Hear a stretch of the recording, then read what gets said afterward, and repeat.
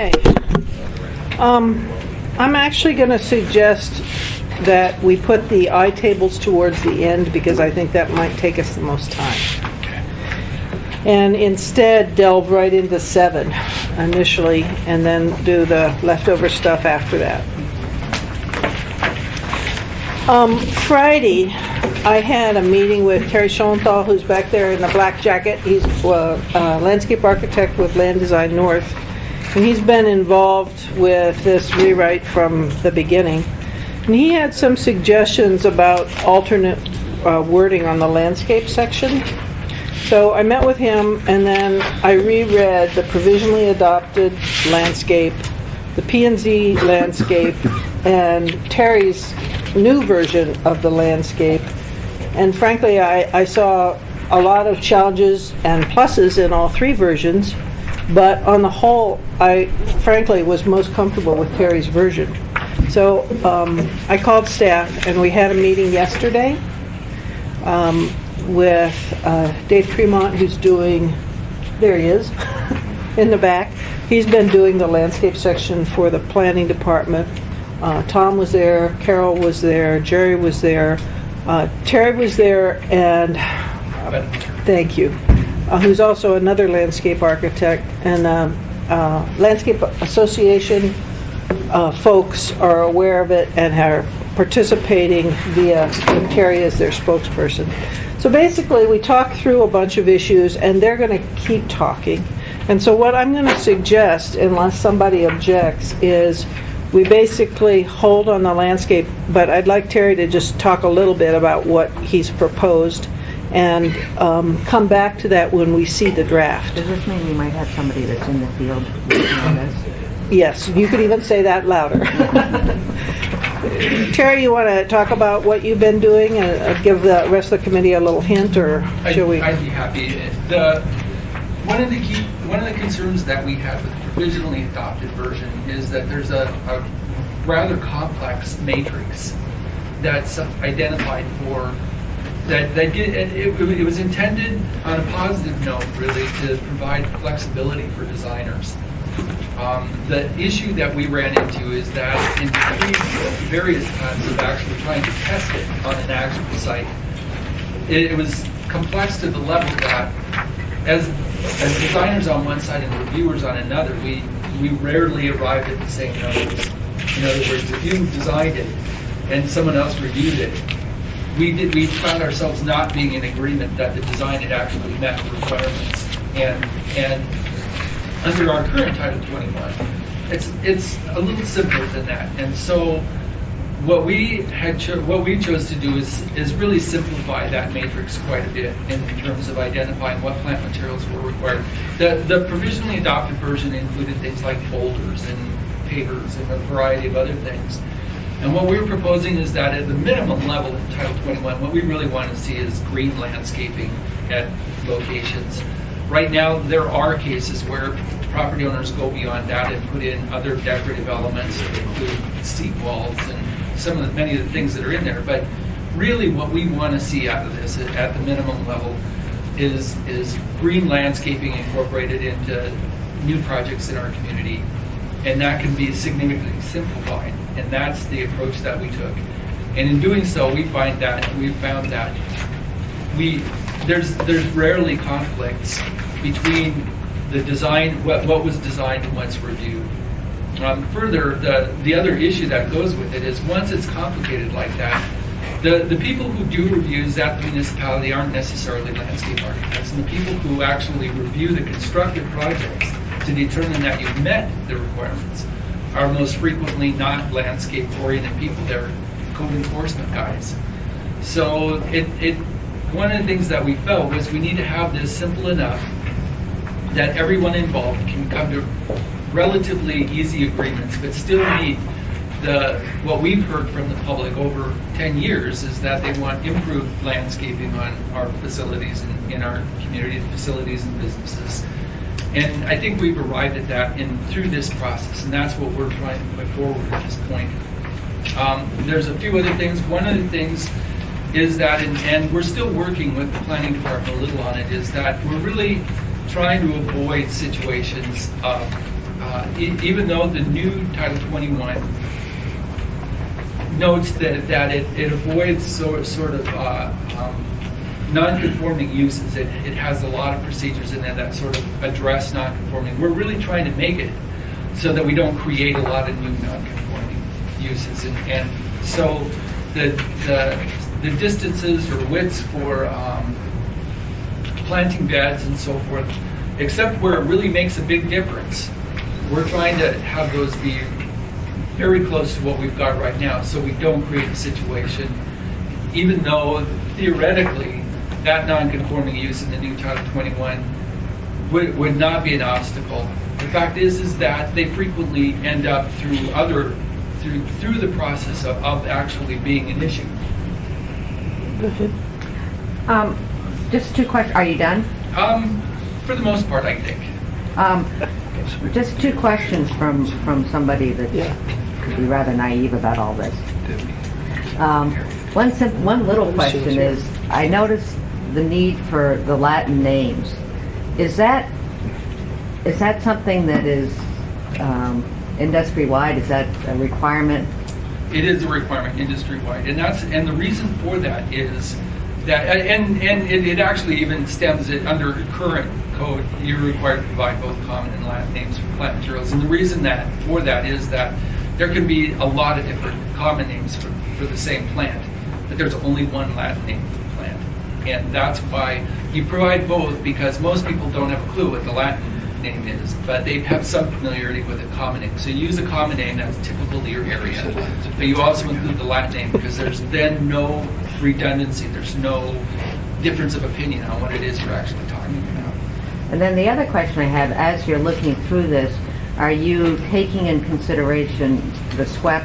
I mean, are you going to be looking at things like rain gardens or whatever, just as you're... The rain garden issue is really a separate thing. It does address some of that. For example, it addresses biofiltration swales in parking lots and other things similar to that in the course of this. But for example, a rain garden is I mean, it's more of it's a drainage issue. It doesn't fit very well into a requirement of Title 21 landscape. Okay, as I say, I was just naive. I was trying to figure out. Okay. Anything else, Terry? I would say one other, perhaps if there's one kind of sticking point that's come up repeatedly, is that, and we also believe as a group that if there was one thing we could do that would change the landscape appearance in our community for the better, it would be better enforcement on the part of the municipality. In other words, people all over have noted that, well, for crying out loud, they put in a landscape and it dies and then they don't replace it. In some cases, businesses have been known to put in the landscape and then once it's approved, actually take it out. So the issue then, the way that the provisionally adopted version did was it identified a requirement for surety. And I think you've probably heard about this in the past because it's been bounced around. I think the original version called for 125% the value of the plant materials. And we've gone back and forth on that. The fact is that it would be an extremely rare circumstance where 50% of the plant materials actually perished. So coming up with what that right number would be one thing. But the issue that we run into of just saying there's a landscape surety is, well, what does that really mean? Is it just the plant materials? Is it plant materials and topsoil? Is it all the other stuff that goes with landscape? When in fact, really, what you're replacing are the landscape materials. So we came up with an alternate based on property sizes of just giving it a flat fee for different property sizes based on what a typical landscape improvement would go in there. So there's simply no argument. I mean, you go in, you pay for it, your lot is X size and you pay a surety for that amount. But there's still concern among our group that does the liability then really fall on the contractor? And it could, because the property owner could say, well, that's his responsibility, but the city is establishing that with the property owner.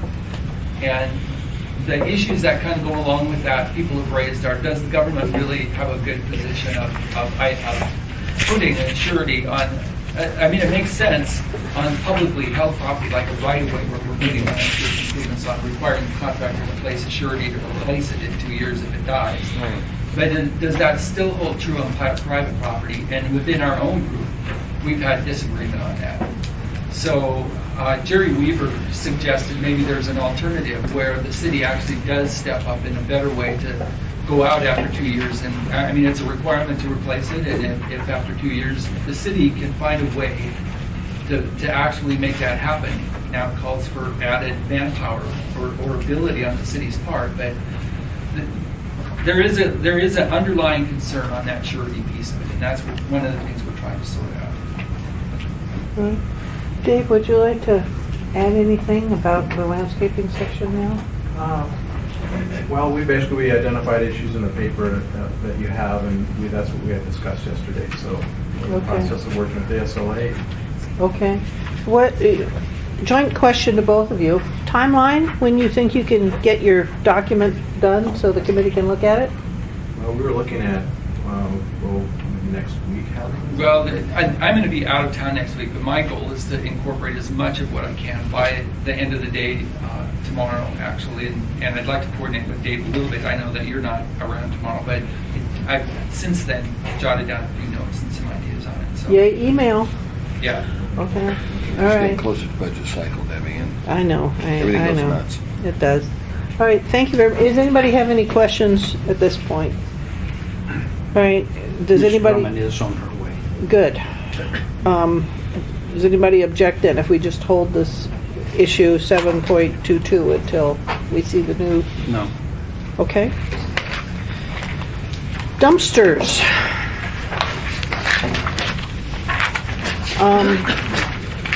Dumpsters have been hotly debated for 9 years.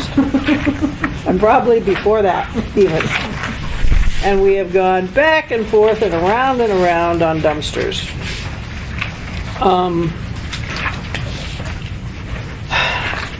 I have an opinion, but maybe we should hear just a brief from staff and a brief from P&Z on why they recommend what they do before I shoot in my 2 cents. Hey, Harriet. Sorry, Madam Chair. That's all right. Harriet needs a chair. Her chair, and that's the head of table. There's no reason. You might be more comfortable there, Harriet, because of the legs. There's a lot of stuff to lay out. Yeah. Okay. Chapter 7, Part 2, and then we're going to go to the industrial table.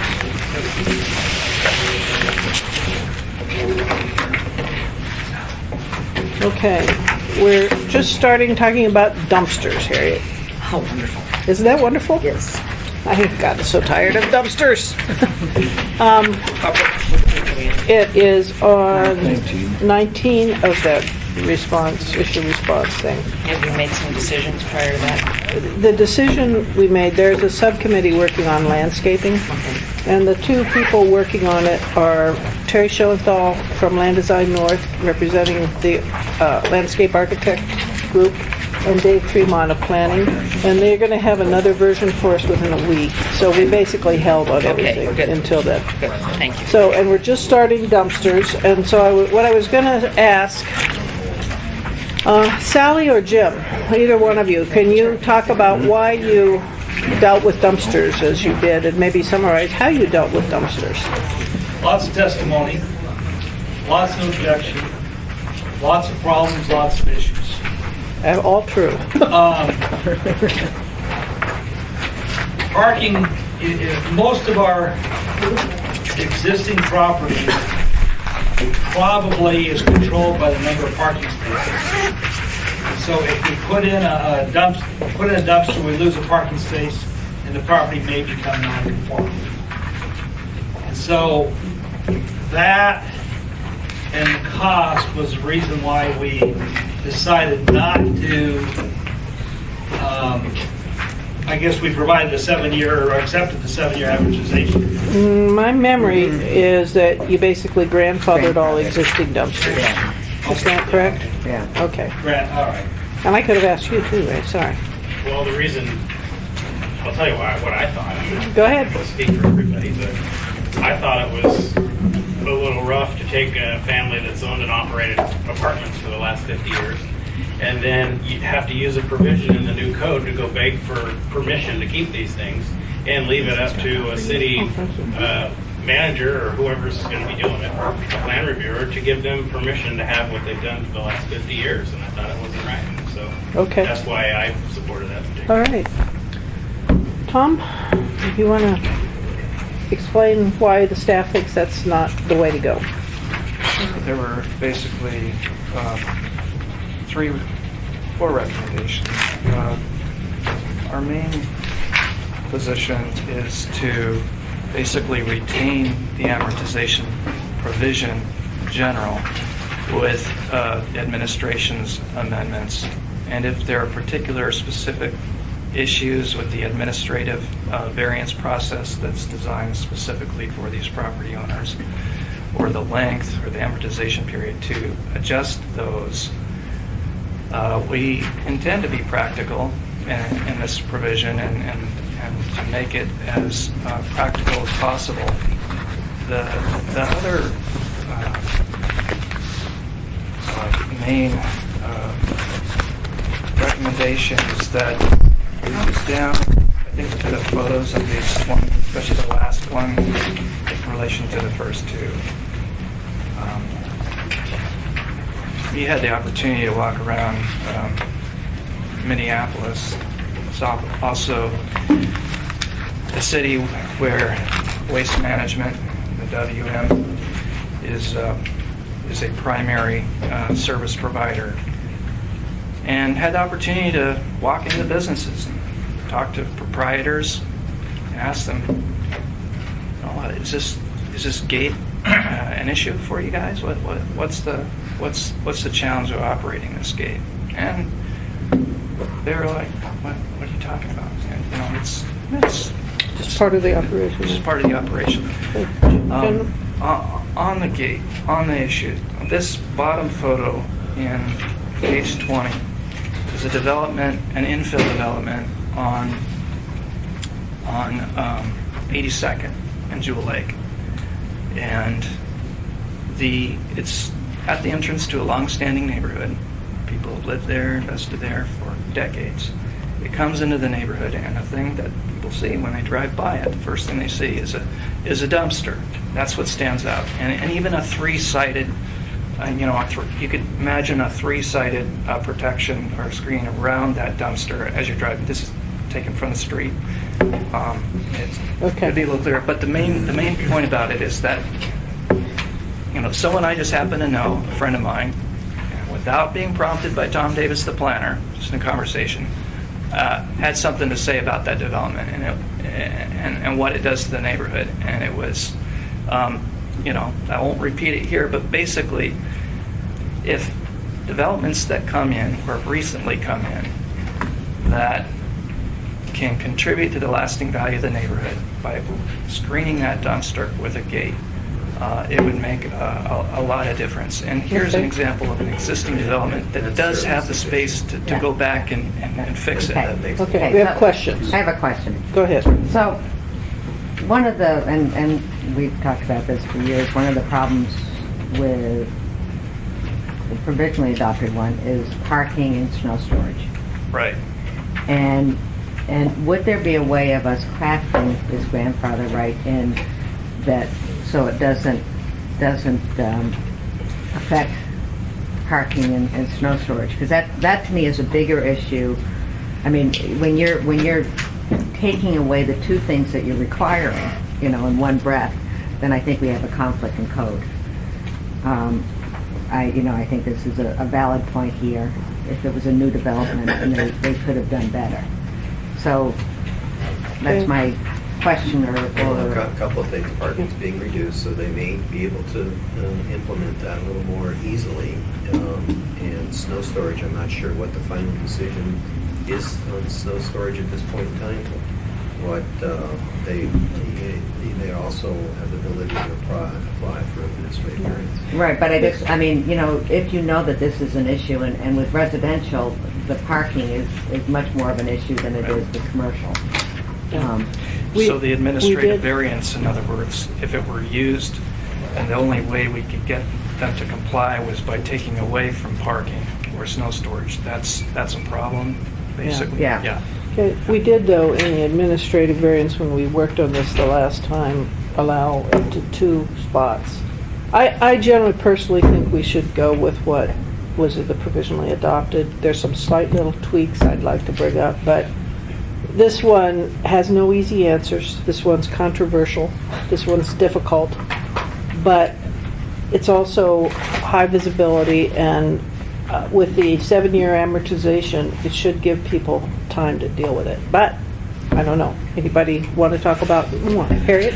If I could just point out, Tom, you're referring to this brown building at the bottom of page 20? Yes. On the right side? Okay, I'd just like to point out to everybody that, and this is a relatively new addition to this neighborhood. Correct. It's from the 2000s, so I can't give you the exact year. Okay, I'd like everybody to note that this is such a poorly planned structure that they've got a gutter running diagonally across the building, from the gutter on the right side all the way to the left side.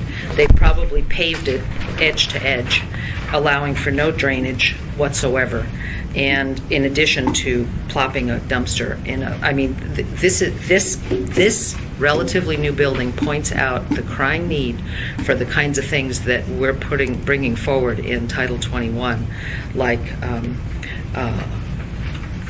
less horrible buildings to look at and properly planning. I mean, this should never have happened. Okay. The other street, the one with the orange building at the end, that looks like one of my streets in Spenard. That's probably Spenard Road at the end of the street. Maybe Minnesota Drive at this end. But those are the areas where it's almost impossible to accommodate the dumpster amortization, because there is no place to put them. There is no side yards. So what do you think we should do? I don't know what the answer is there, Yes. but clearly this building, this relatively new building, needs to be encouraged and actually forced to do something about that dumpster, because they've got the space. I agree there is no simple solution here, which is why I think if we're going this direction, we absolutely need the alternative path where there's an administrative oversight ability for flexibility. We absolutely need the amortization, because this is going to be really, really, really difficult for existing business. And I have great trepidation about it, frankly. Jim? On the recommendation number 3, I would like to know what it means by abuts and faces a street. Right.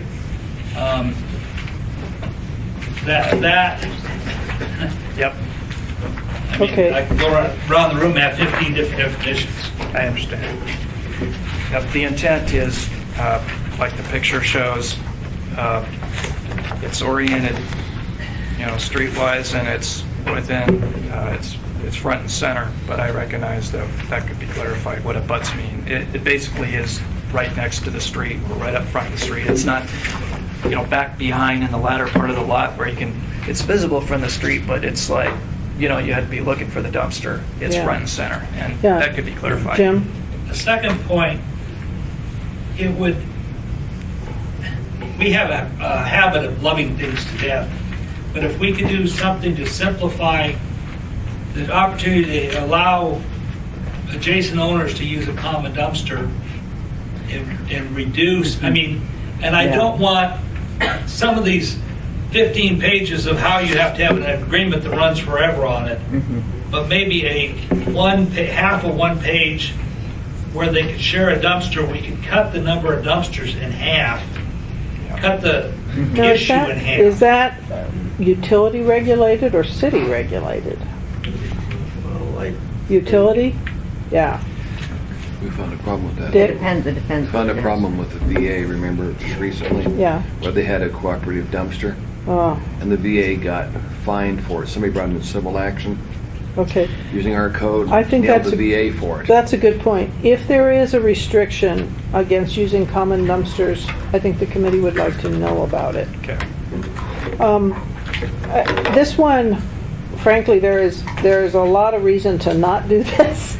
So it was not an easy decision to go with what we proposed, but I think we worked it as hard as we could in committee. But we just ask you, as you go forth, to be aware of the problems. Cheryl? Is there some reason we're not talking about going to the carts for some of the smaller multifamily dwellings? I don't know what you mean, cart. The automated pickup, the plastic roll-up 96 carts. gallons. And you can have multiple carts at a location rather than one big ugly dumpster. I don't think we're averse to that. It's really I in the don't know why it's control. not ever discussed. Because it's not in the municipal control, it's in the utilities control. It's out of scope of the project too, the rewrite. Yeah, it's beyond make what it we, happen. Okay. yeah, it's If I beyond. recall correctly, when we had this conversation, we had Solid Waste Services in Alaska Waste They were in the room. totally torqued Yeah. that we were doing this, guys. Totally mad. Well, sure, but since that, and that was a long time ago, a lot Yeah. more neighborhoods have the automated pickup now. Those carts are mobile. They can be, they are required to be stored away from the street during the week, and then on garbage pickup day, they come out to the street. that may be how This people street, deal with it. this bottom picture is a lot of small multifamily, duplexes, triplexes, fourplexes in Spinard, and they used to have garbage cans. Now that there's automated pickup, and I've seen it happen in my neighborhood. There's one particular neighbor I can spot that Tom probably knows about too on North Star Street. He's got two small efficiencies on his single, it's like a triplex on a single lot. And they've got multiples of these recycling bins and trash bins, but it's way more attractive than the old garbage can routine. And if these were assessed bit by bit by bit, I think you could accommodate their needs with the roll carts instead of the dumpsters, and these would go away from the street. The roll carts would be up against the buildings or up to the sides of the buildings when they're being filled during the week and then brought out on garbage day. Good point. I actually brought up before garbage day, and that's a debate we've had constantly. Remember, people came and testified at the garbage. They come out the night before. They don't come out in the morning when they're supposed to be. Well, they're usually out for 24 hours out of 7 days. So that's, to me, that's Keep my bear acceptable. corridor. And it's not a bear I know your bear corridor. It's not a bear corridor I unless heard you count that. the bear tooth, which is a couple of blocks away. Oh. There are a couple specifics I'd like to talk about, though. If it's on this starts on page 72 of the blue line, red line. And I think there was a mistake on lines 35 through 43 because there's an internal contradiction. And because I think the intent when we did this before was to say, okay, you can't have it in Class A unless you're under these very narrow circumstances of the bear resistant. And it talks about that later on in some of the strikeout, but it wasn't Class B, it was a Class A discussion. Erica, you're looking puzzled. I think that the change happened through the amendments that P&Z made. Okay, well, I'm just So if we go back confirming. to the provisional adoption. All right, well, it's not strike through or blue line here, so that was one I caught. The other one I caught, one of the objections from the utility companies, and particularly from solid waste, was this gating issue. They didn't want to have their guys get down and open the gates. So on page 74, lines 14 through 15, where it says the gate shall remain closed except to allow for trash pickup. I would like, at least initially, for that to say for the day, the garbage pickup day or whatever, because that would deal with some of the objections from solid waste. Okay. All right. I know that will probably be debated again at the assembly level because it's a controversial one like the snow storage. Okay? Anybody else on this? No. You okay with this? Jennifer? Just my concerns about parking and snow storage and how you allow the amortization of the time. Okay. Also, we'd like the opportunity to bring back a couple of solutions, clarifying the abuts the street. Thank you. And common also the dumpster information about any prohibition in code. prohibition. And then, I guess, on the administrative variance for those property owners, for the families or mom and pops. In some cases, this would be very Can hard. you speak up? I'm sorry, and perhaps identify the conditions that warrant a waiver, or conditions where, you can't make it fit unless you impact the parking and snow storage. It just doesn't work, and somehow help them by somehow clarifying that administrative waiver. It's necessary, particularly these first few years, that waiver process be flexible enough to really accommodate people, because this is going to be very challenging. So we'll bring something back. Okay. Next one? This is page 21 of the issue response, and it deals with technical improvements to the multifamily and townhouse Right. menus, and these changes help clarity, simplicity. It's something came from Cook Inlet, and We're wasn't it? responding to Cook Inlet, and as well as to land use permit review. So this section is designed to carry out that mandate that this be administratable, clear, but flexible. It makes it more better coordination between the two. I don't believe this is anything that P&Z addressed, but as I read it, it seemed pretty reasonable to me. Does anybody have any concerns about it? Okay, No, and all these projects are in my area. Okay. And they've done a marvelous job of infill development. Okay. I've got to say, this is the way to go. all right, so do you have any objections, anybody from any of the recommendations? Okay. I did have a question. As I was reading back in this section, the one immediately after this is fences. Still on the dumpster screen. I have a fence question. Since we've got that fence height prohibition, is there language that specifically allows sound obscuring fences which exceed the height limitation? Sound walls like the ones on Northern Lights between Seward Highway and Lake Otis. Because we're very explicit on fence height here. Not, we need to plug it in. Yes, Right. please. Could you check? And the ones on C Street down near Diamond, the ones that are It's an solid on the bottom and It's an oversight. transparent on the top. Okay. Go ahead. Those were state rights.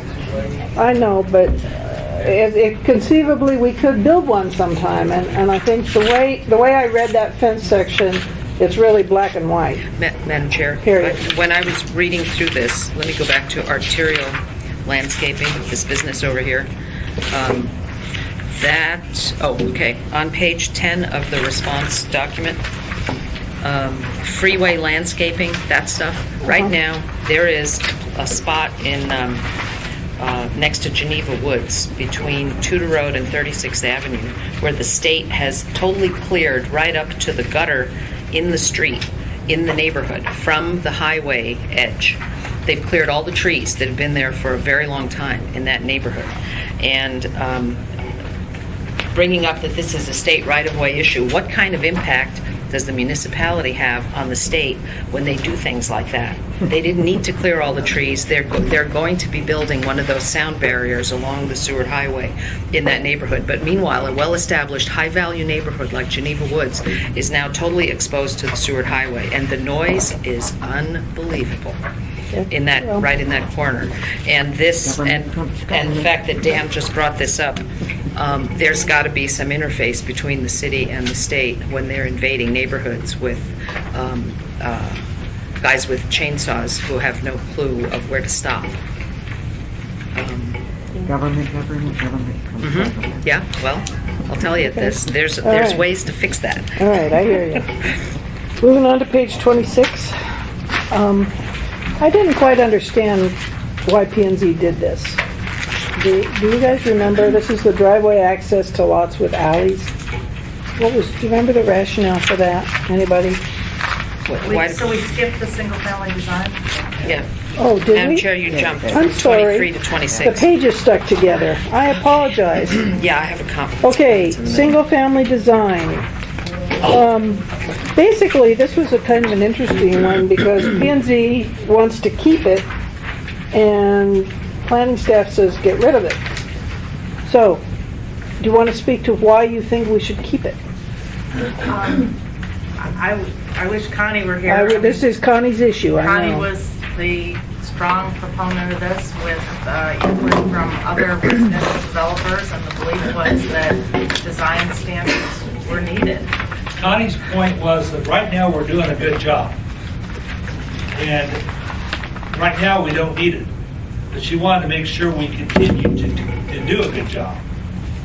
Okay, And that was her concern. okay. This, I have a question on Go the photos on 25 too. go ahead and ask your question, Jim. I'm an engineer and I apologize. Uh-oh. But the two photos there are talking about the garage door being 67% of the facade. Now, is the facade designed on a lineal foot or on a square footage basis? Linear.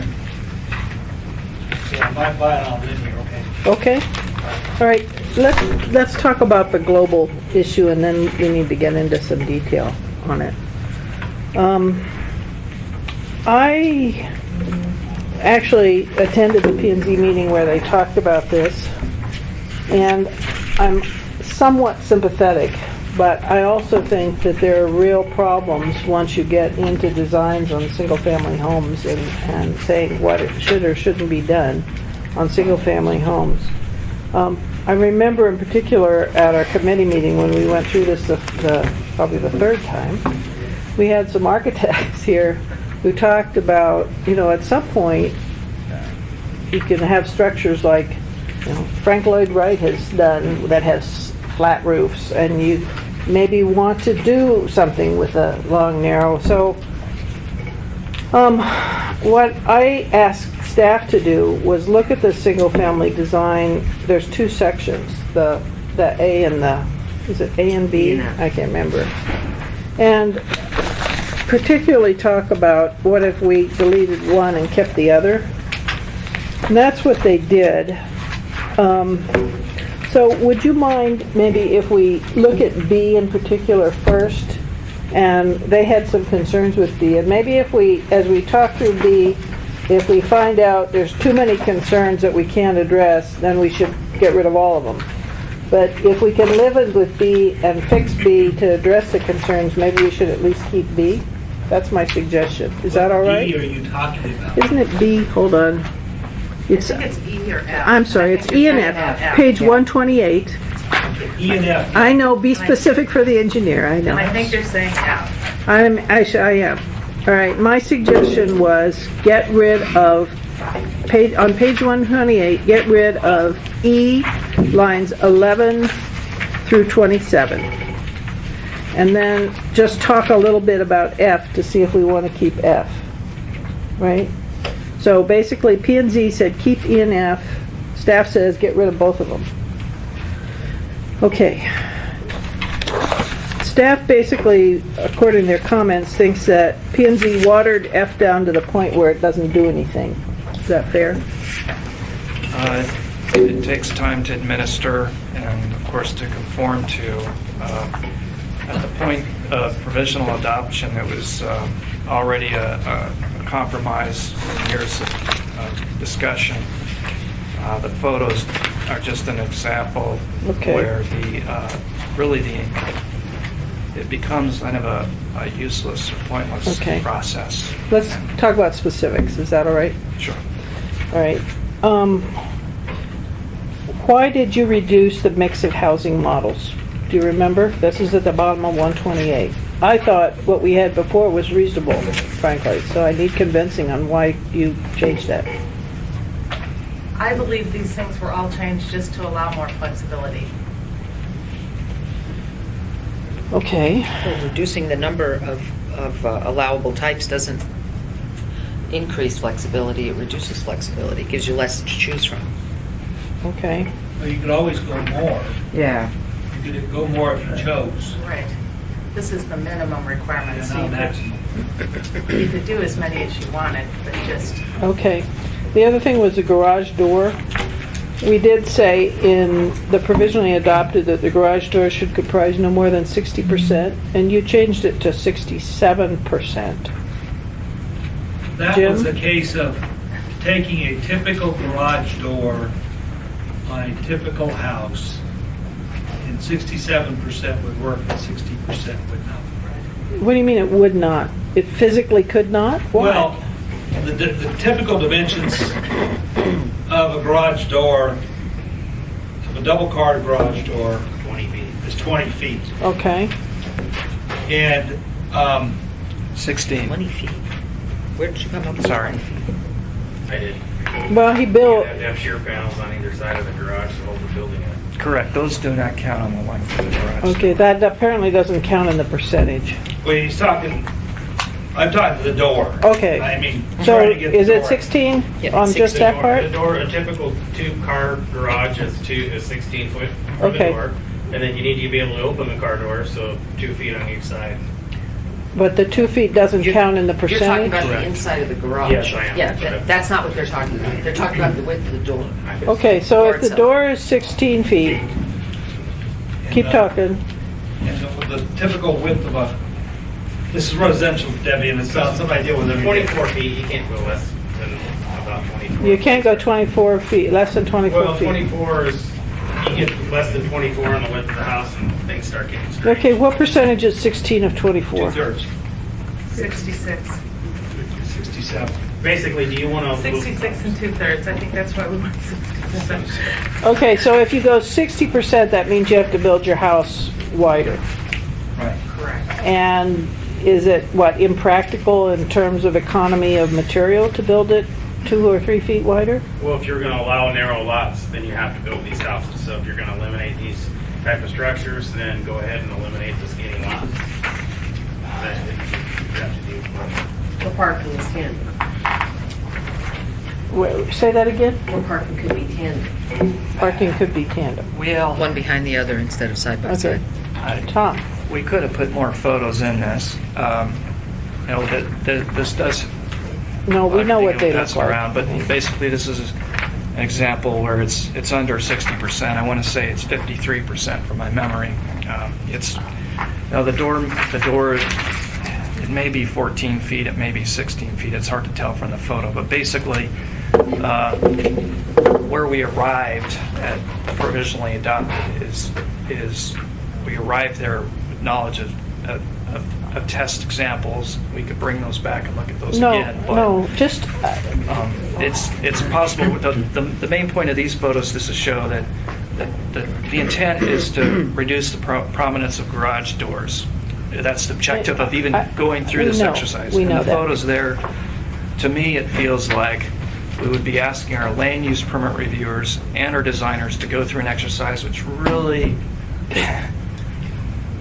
isn't really accomplishing. Tom, my question is this doable? So, detail specific, can we do this and still use narrow lots? And I'm hearing that we can't, and you're saying, yes, we can. Erica? I think it just depends on how you define a narrow lot. This would increase the lot width by a couple of feet in order to get your house a couple of feet wider. So Well, this house here is 24 to 26 feet wide. And Talk a little bit more about this, Ray. Well, people like parking side by side. If you get up at 5 o'clock in the morning and you got to make sure. No, I know that part. What about the narrow lots, though? Well, if you want to put more affordable housing in a neighborhood where I think, was it 30-foot lots were being considered? 50. Okay, well, if you want to have more houses in a neighborhood, you got to have skinny lots. What's the width of a narrow lot? And do we know that? Well, Ray, I'm not sure, Ray, you've built many homes, but Ray was talking about the dimensional aspects of lumber and construction. And typically, it's on an 8-foot basis, so that's why you. Oh, I have 24. misunderstood. I thought he But- said that they could not physically do this. Oh, you can, it's just more expensive. I mean, you could change the size of the lot, you could make it non-conforming to the dimensional lumber requirements, but most developers have said less than 24 feet is problematic. Just functionality and creating a design For a house in there width. for a house width. So You could get down to a lot width of 24 feet, as long as they could be attached. But if they're detached, single family, you've got some fire separation that's required. So practically, it's a bit problematic when you start dealing with these small lots. Oh. Go ahead, Do Rick. you want to eliminate that style of home? That's really what's going to happen if you go from. I don't want to cut into the stock of affordable cheap housing. I don't want to do that. But I also would like to get rid of this style of house. So I'm trying to work my way around it. Mutually exclusive. We've tried to do that. I think what people want is they want garages to be able to pull their car in and store junk. But on the small lot ordinance that you worked on last time. Yeah, I know. We get some of those amenities we've just talked about. We think Okay. that you can do a narrow house with a 2-car garage, and it can fit and be under this percent. That this house style here, where all you have is a garage door and an entry, and all but 4 feet of that house elevation is the garage. We don't think that's necessary to achieve the objectives, but it's just words unless we were to go back and test together. You tell people to build it. It's Jim, you're an someone else's engineer, you're a disagree. self-admitted engineer, so what's your opinion on this? Pardon? You're a self-admitted engineer. Self-admitted engineer.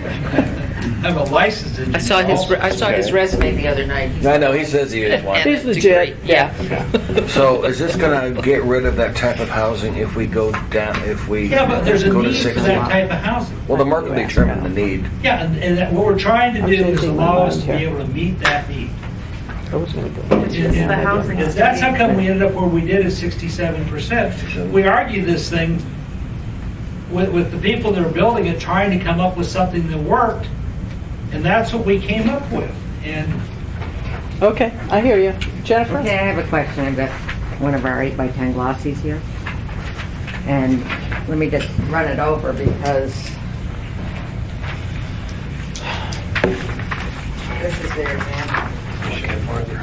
You sort of off the top of your head, give us the increased cost of this. So you think we should just not do this? I wouldn't say that there's a direct increase in cost other than that you've got a wider house. If you're going to put in narrow lots, there is a need, but But the construction cost would not, you wouldn't have a huge difference in construction cost, but the overall cost of the lot I'm probably with you. would be. yeah, these are more expensive to build. You're building a shoebox here Right. versus an offset building. And if I threw a number at you, I'd be grossly exaggerating because I said 10%, 20, 10 and 20, that building cost. the biggest increase is probably in the land. 2% moved. No. Got to do it right. But people buy both. Okay. All right. Let me ask you about the windows then. We had 15%. You guys brought it down to 7%. This is on the bottom of page 130. I thought we'd worked windows to death at committee and that 15% was fine. Just Why- being on Eagle River. I know, just forget that part for a minute. Pains me to say it, but forget that part. Can I get that on tape? Ray? I was one of the ones who opposed my chair. I didn't think that we should even be going into design standards. I agree with Jerry.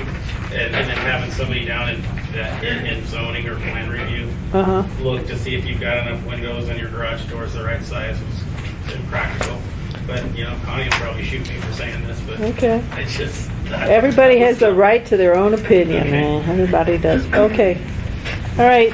Madam Chairman, Sure, go ahead, I'm a Cheryl. little concerned that, as you said, these issues were beaten to death. Yeah. There was participation from all sides of the community.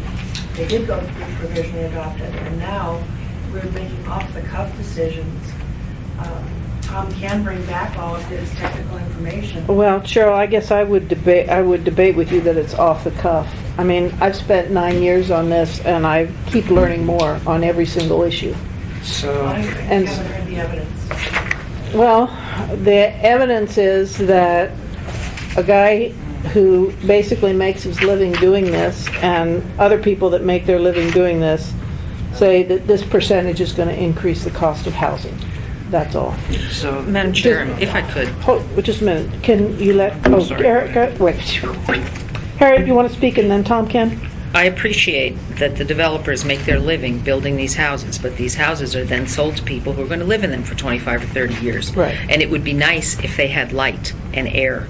And limiting windows and doors to 7% of a front facade is ridiculous. Harriet. It doesn't make neighborhoods any safer. I agree with you. Thank you.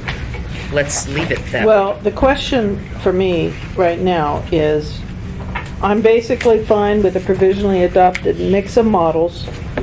I'm with the 67% on the garage, and I'm with the 15% on the windows. a good page of examples is in your, back in your appendices. There's a page 62, upper left, page 62. It gives you a few measured window examples. We're okay on windows, I think.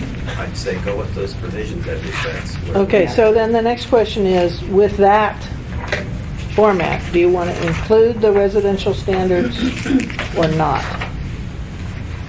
Do you still object to them with those two You throw in those changes? three criteria, they're easily measurable, so it, Okay, we're going with the 67% on the garage though, potentially. Okay. What do you guys, keep it? Keep it? Okay. You got that? All right. I think that's it on that section, isn't it, Tom?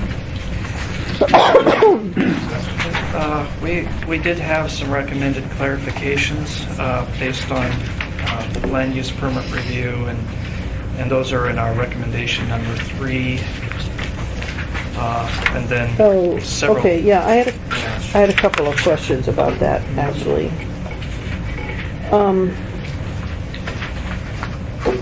Page 130, line 37 through 43. 133.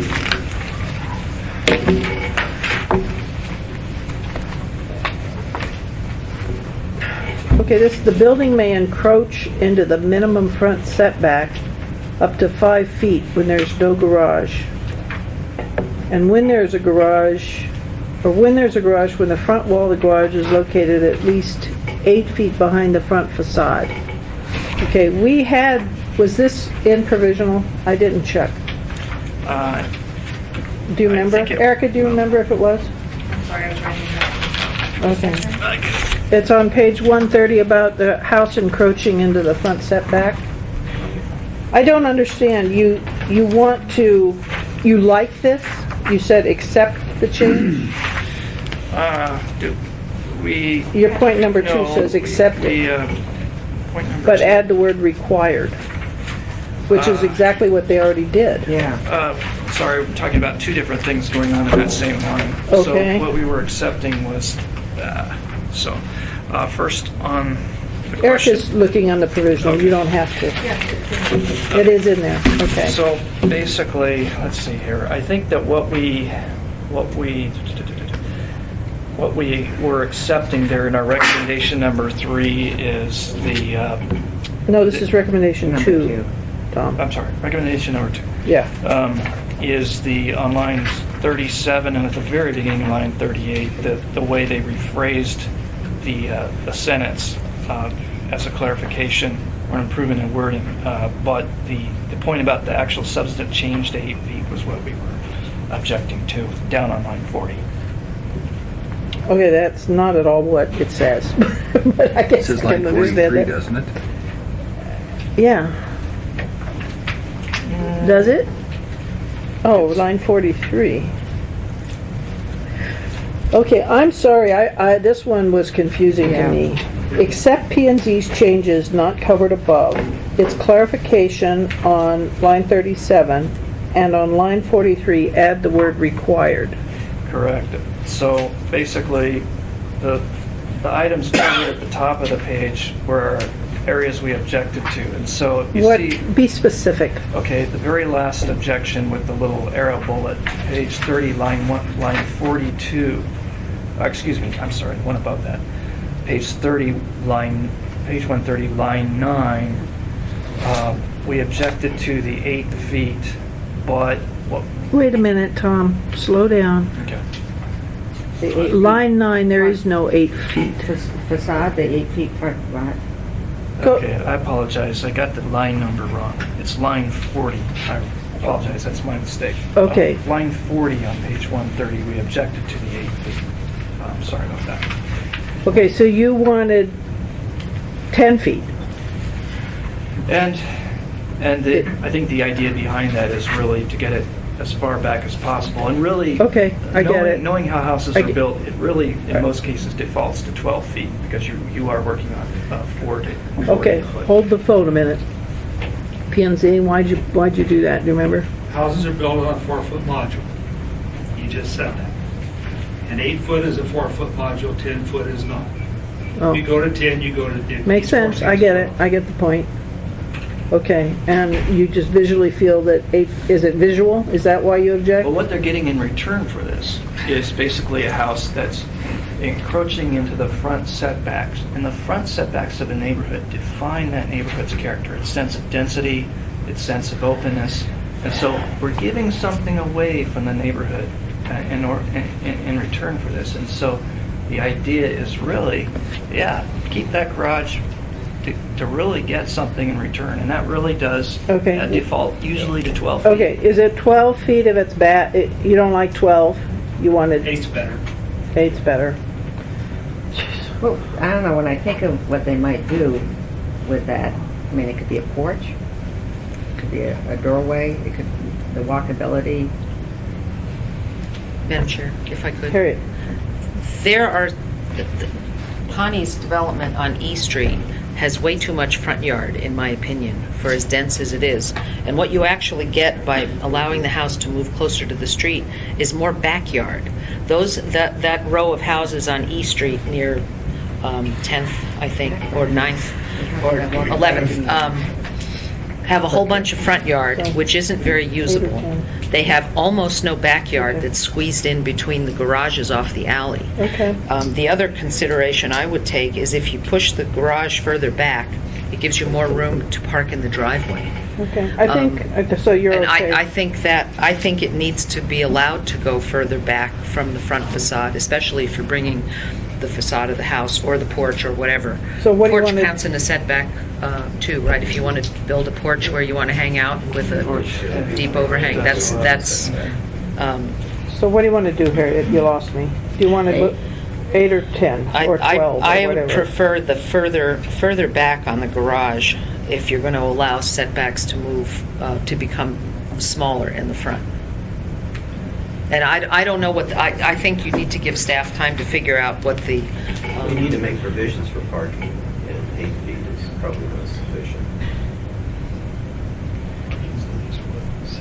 Right, because people are all, when they're storing junk and, toys in their garage and not parking in their garage, as many of us are inclined to do, you need to leave enough space in the driveway for people to park their cars so let outside. somebody else make this decision.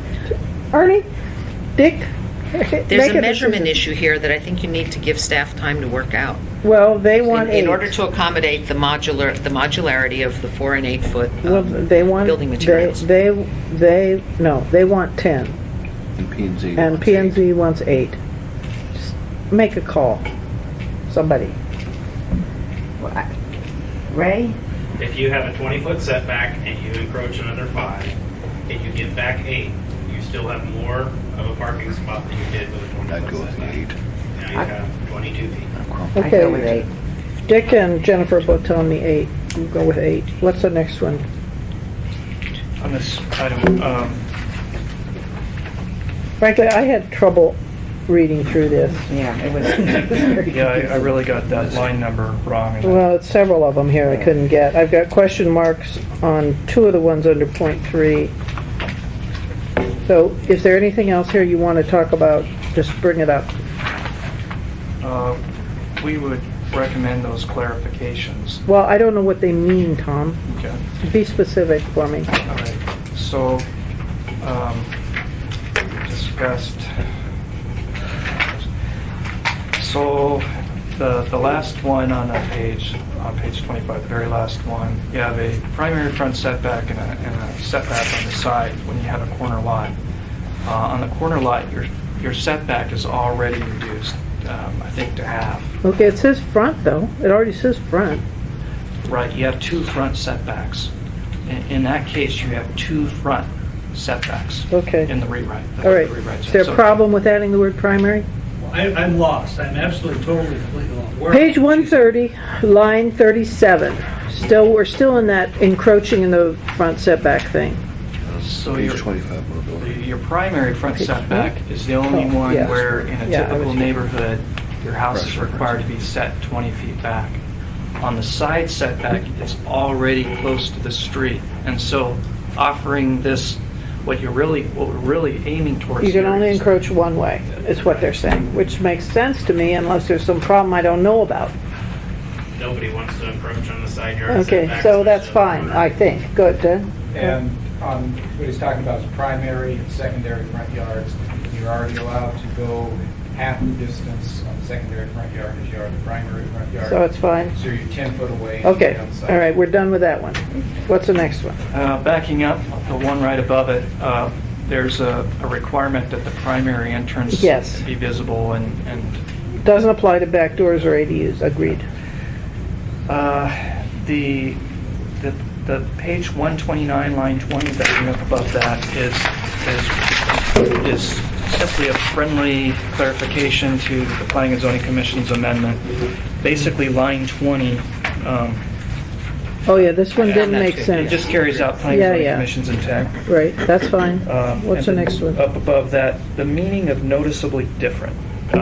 We're going to have to clarify that for administrative reviewers as well as for applicants. Noticeably different appears multiple times on page 129 through line 14. And so we're going to have to figure that one out because You can't just look at it and see if it looks different. It's too subjective. Okay, need well, measurements. we can, it's something the land use permit reviewers are concerned about, so. Well, Noticeably different. what if you just drop noticeably and just say different window placement and entrance location and different placement of building footprint on lot? Well, if they move it 3 inches, it's not noticeably different in a 4-foot wide window. But if it's 4 feet, that's a different well, story. what do you, We're open to some advice there. I think. if yeah, I they know mean, what what's the intent is- suggestion? I mean, I'm fine with having you define noticeably. Can you define noticeably, or what should we do? Do we have to go percentage? It's pretty subjective. Depends on Okay. who notices. It'd be great in a design guideline type discretionary review process, but we are, Okay, what we're doing what- is applicants that are What- front counter. permit What do you reviewers. suggest? Do you want this deleted? I don't have a recommended solution this morning. Okay. How about we leave it, and if you want to change it, if you want to get rid of it, tell us later. Can we do it that way? All It right. cleans it up. I don't see any, noticeably is in the unlettered paragraph on line 2. Noticeably difference there, so we probably could delete noticeably on lines A to G without harming anything. Yeah.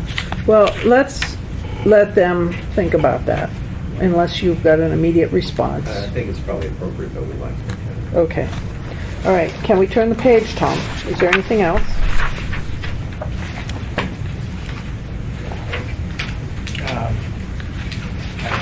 Okay. Alleys.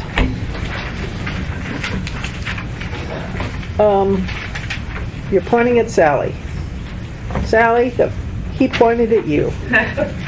Do you remember why you did this? You recommended prohibiting driveways on lot frontages where there are alleys.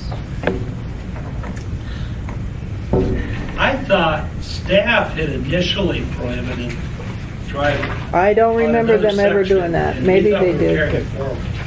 Okay, so Isn't then, this another chapter? This was in. it was in chapter- subdivisions, it was in Chapter 8, but we deferred it because we were going to talk about that. The reason we deferred it to 7 is that 7 is actually where the access standards are and provisionally Okay. adopted. I think that we're fine with driveways Yeah. unless somebody gripes about it now. No griping? Okay. We agree with you. Moving on. The commercial building standards. Okay, before we get into this, I want to summarize for those of you who haven't spent time in this committee. We spent a significant amount of time on commercial design standards. And this is one where we did have kind of a subcommittee that was principally of architects who really griped. Our initial was basically what you did, is to go with the big box. And we had some architects who came and said, you are absolutely limiting our creativity, and commercial buildings are not a big problem, and let us do some standards. And so then we had standards, and they said, well, we want choices in standards. And what we worked out, I thought, was a pretty good compromise. So, frankly, I'd like to be convinced to change, because I thought we had something that worked. I guess I'll put it this way. It's like if I wanted to make spaghetti, and I had Ernie make part of the recipe, Jennifer make part of the recipe, and you make part of the recipe, and Dick and Harriet, it probably wouldn't be as good as if I left any one of you five make the recipe. Okay. Individually, each one of those worked, but collectively, there was a lot of objections. A lot of the architects looked at that and then came back and said, individually, we can accept this one point, but collectively, it won't work. And so, we're gambling with an entire industry here. And I wanted something that would work. What, I guess I would counter that we've had the big box standards in place. So people should be really familiar with the big box That's standards. why we went back to them. Wait a minute, and this other is regulation where there was none. So it's like new. Could we ask Gordon, because weren't you part of that subcommittee? That was mostly Daphne, I think. Mostly Daphne. I was kind of in and out. You want to weigh in on it, Gordon? Well, I am disappointed that, Jim and I talked a little bit about the bringing big box standards to all commercial buildings, and I don't personally think that that's right. I don't think that was really the intent. Was it, Jim, to put everything that we do? Well, okay, the problem was there seemed to be a drive for design standards on commercial buildings. Okay? If we make that assumption, then what is a known entity that we could apply? And we've always got the alternative ability to present a different design. That's still there. Well, that was why we went menu, and you can pick. It's awful hard to try to explain why, Debbie, it wouldn't work. And you just all Okay. those choices. I mean, we can't. Okay, I get you. Okay. Harriet? It's really unfortunate that Daphne passed away in the meantime. That just shows you the How dare she? problem. The problem with this entire exercise is people are dying while they are waiting for this committee to get done with its work. We're trying, Daphne Harriet. spoke very eloquently about why you should stay the hell out of the business of architectural design. And architects defer to engineers when it's time to get the engineering right. But please let architects do their jobs. She spoke very eloquently, and of course I can't remember what she said. I shouldn't have to defend a professional architect's opinion when she's representing her entire design community, Yeah. who has done a marvelous job of building interesting, acceptable, more than acceptable buildings throughout this community. And to turn them into big box stores, nobody is making sense in this room if you're trying to apply big box standards to professionally designed buildings I agree with that are you. not big boxes. Okay, hold, Jim. Go ahead, Jim. I guess what I'd like to do is sort of to defer to our commercial architect sitting in the room. And I hate to put off another section, but could you look at this and see, between you and Jim, what works and doesn't work with what we adopted? Because Well- we did spend, I'd rather have an eye of Okay, somebody. let's just listen to Gordon for a few minutes, if you want to Expand.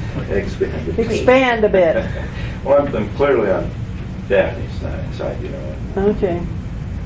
Our profession is well-trained, that's what we do, that's how we make that's our livelihood. Okay. I Well, think that the big box standards apply, if you've got the threshold of what, 1,000 square feet for the big box stores. yeah. That's fine, but to bring those regulations down into the non-big box type of store, that's 16 years now. Commercial office buildings don't take anything else but a big box. Don't agree.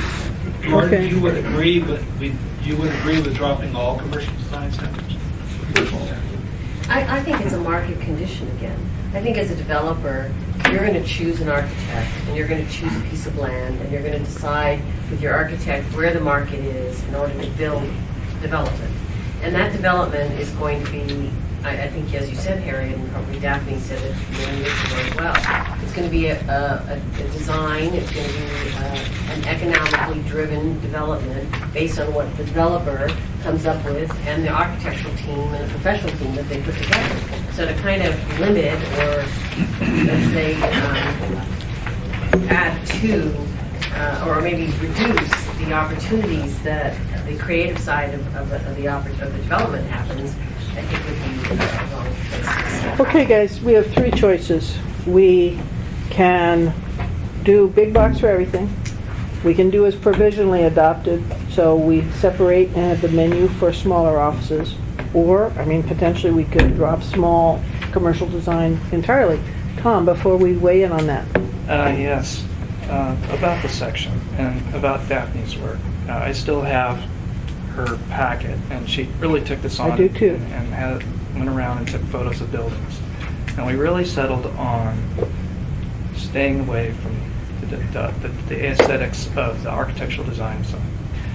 We kept, and the committee kept, after a lot of testing, a lot of review, the standards that are more about the way the building addresses the street and provides the functional access and the weather protection and concerning the northern climate. And that is really about how the building relates to its surroundings. And we have the tests, and for example, these designs on the right-hand column, these designs are elegant and the design is fine. And as the building's design, it provides the street presence that meets the kind of menu options provided, and it could be any style of building, and it's not about the style of building. Okay. What we're trying to avoid is, and I don't have the pictures with me, but we showed some buildings where they're just completely backing up to the street, blank wall. The Blockbuster on, they're basically buildings that just back up to the street, and that's what we're trying to avoid. Okay. And it's about how that building addresses the street. Okay. And its function. All A right, lot of there's- work went into that, and you were disappointed in that. Yeah, We okay. obviously would recommend the county commission. Okay. Cheryl? I was going to reinforce, you beat me to it, but the issue is, we're not trying to design the Neighborhood Museum here. We're trying to make sure that the streets have a sidewalk and you can see the entrance Okay. from the building. Okay.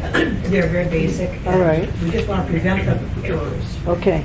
Any last okay, Tom, I think we understand. I really do. If anybody has any additional questions at this point, ask. Harriet? I agree with what has just been said here.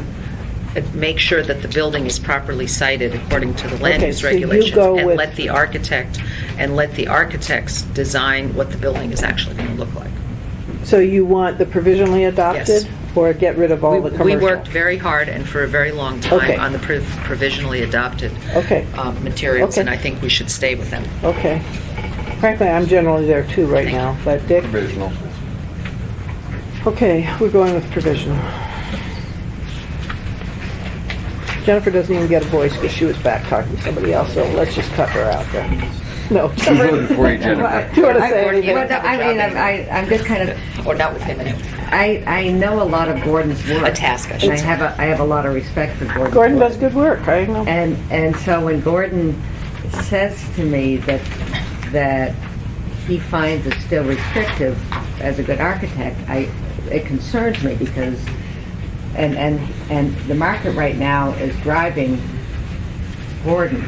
You know, his stuff that he's been designing. We'll have a little bit additional time to look at it and see if it needs additional tweaking. That would be my. There also, unfortunately, are people who don't use Gordon and use a good professional architect Right. who just kind of sketch something together and put it up. Right, and I I've got understand a that couple of too. those in my district.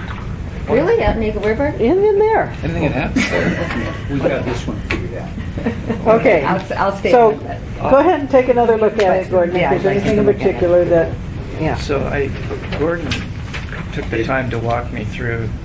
Before we get off that, including the two amendments as well. And yes, I was going to get there next, but Tom, can we go there now? Yeah, I just want to Please. say I appreciate the time Gordon took showing me around the Alaska USA Financial Center. And I know that the building design standards on the facades might have affected that building, but the way that building addresses the street and Yeah, it okay. would comply with the. Well, I'm going to give Gordon a flower for the other reason, and that is people who have been at this for a long, long time, and I'm looking at some of them in the room, deserve not only flowers but bouquets. And Gordon has been here in times, meetings that intensely frustrated him, and so he's one of the guys that is going to get a bouquet. Jim beat you on a number of meetings, but still, you both done great. Okay, I thought that both of those recommendations were fine. What recommendation? On page 28, all three of them, but if anybody has any objections to them, please say. Do you want time to look at them?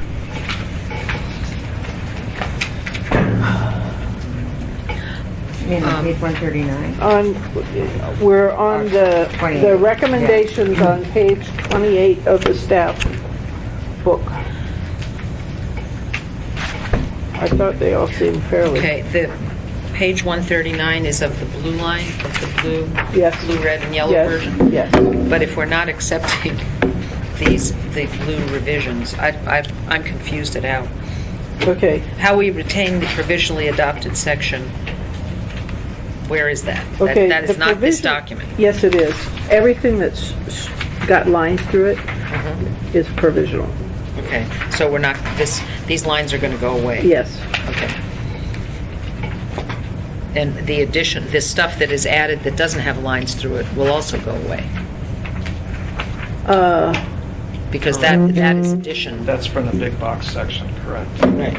So it doesn't go away, it goes to a different place. So actually, we should pull out our provisionally adopted documents and work with those. Well, that's one of the things staff has been saying is that some of the provisional Provisionalism? isn't correctly referenced. But to me, so far I've found the majority is. And I think this section, that it's all there, it's just got strike through with the contents there.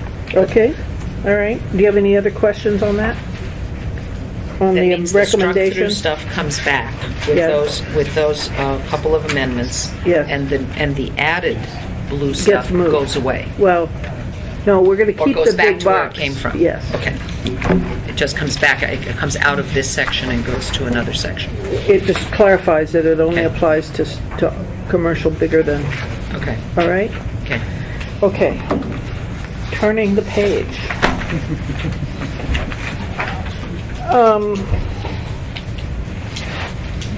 728. Yeah.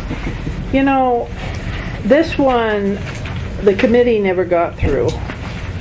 I read all that you've done here, and frankly, I'm fine with the wind part, but the sunlight access part never was worked through thoroughly enough. I know you've done some changes on it, but I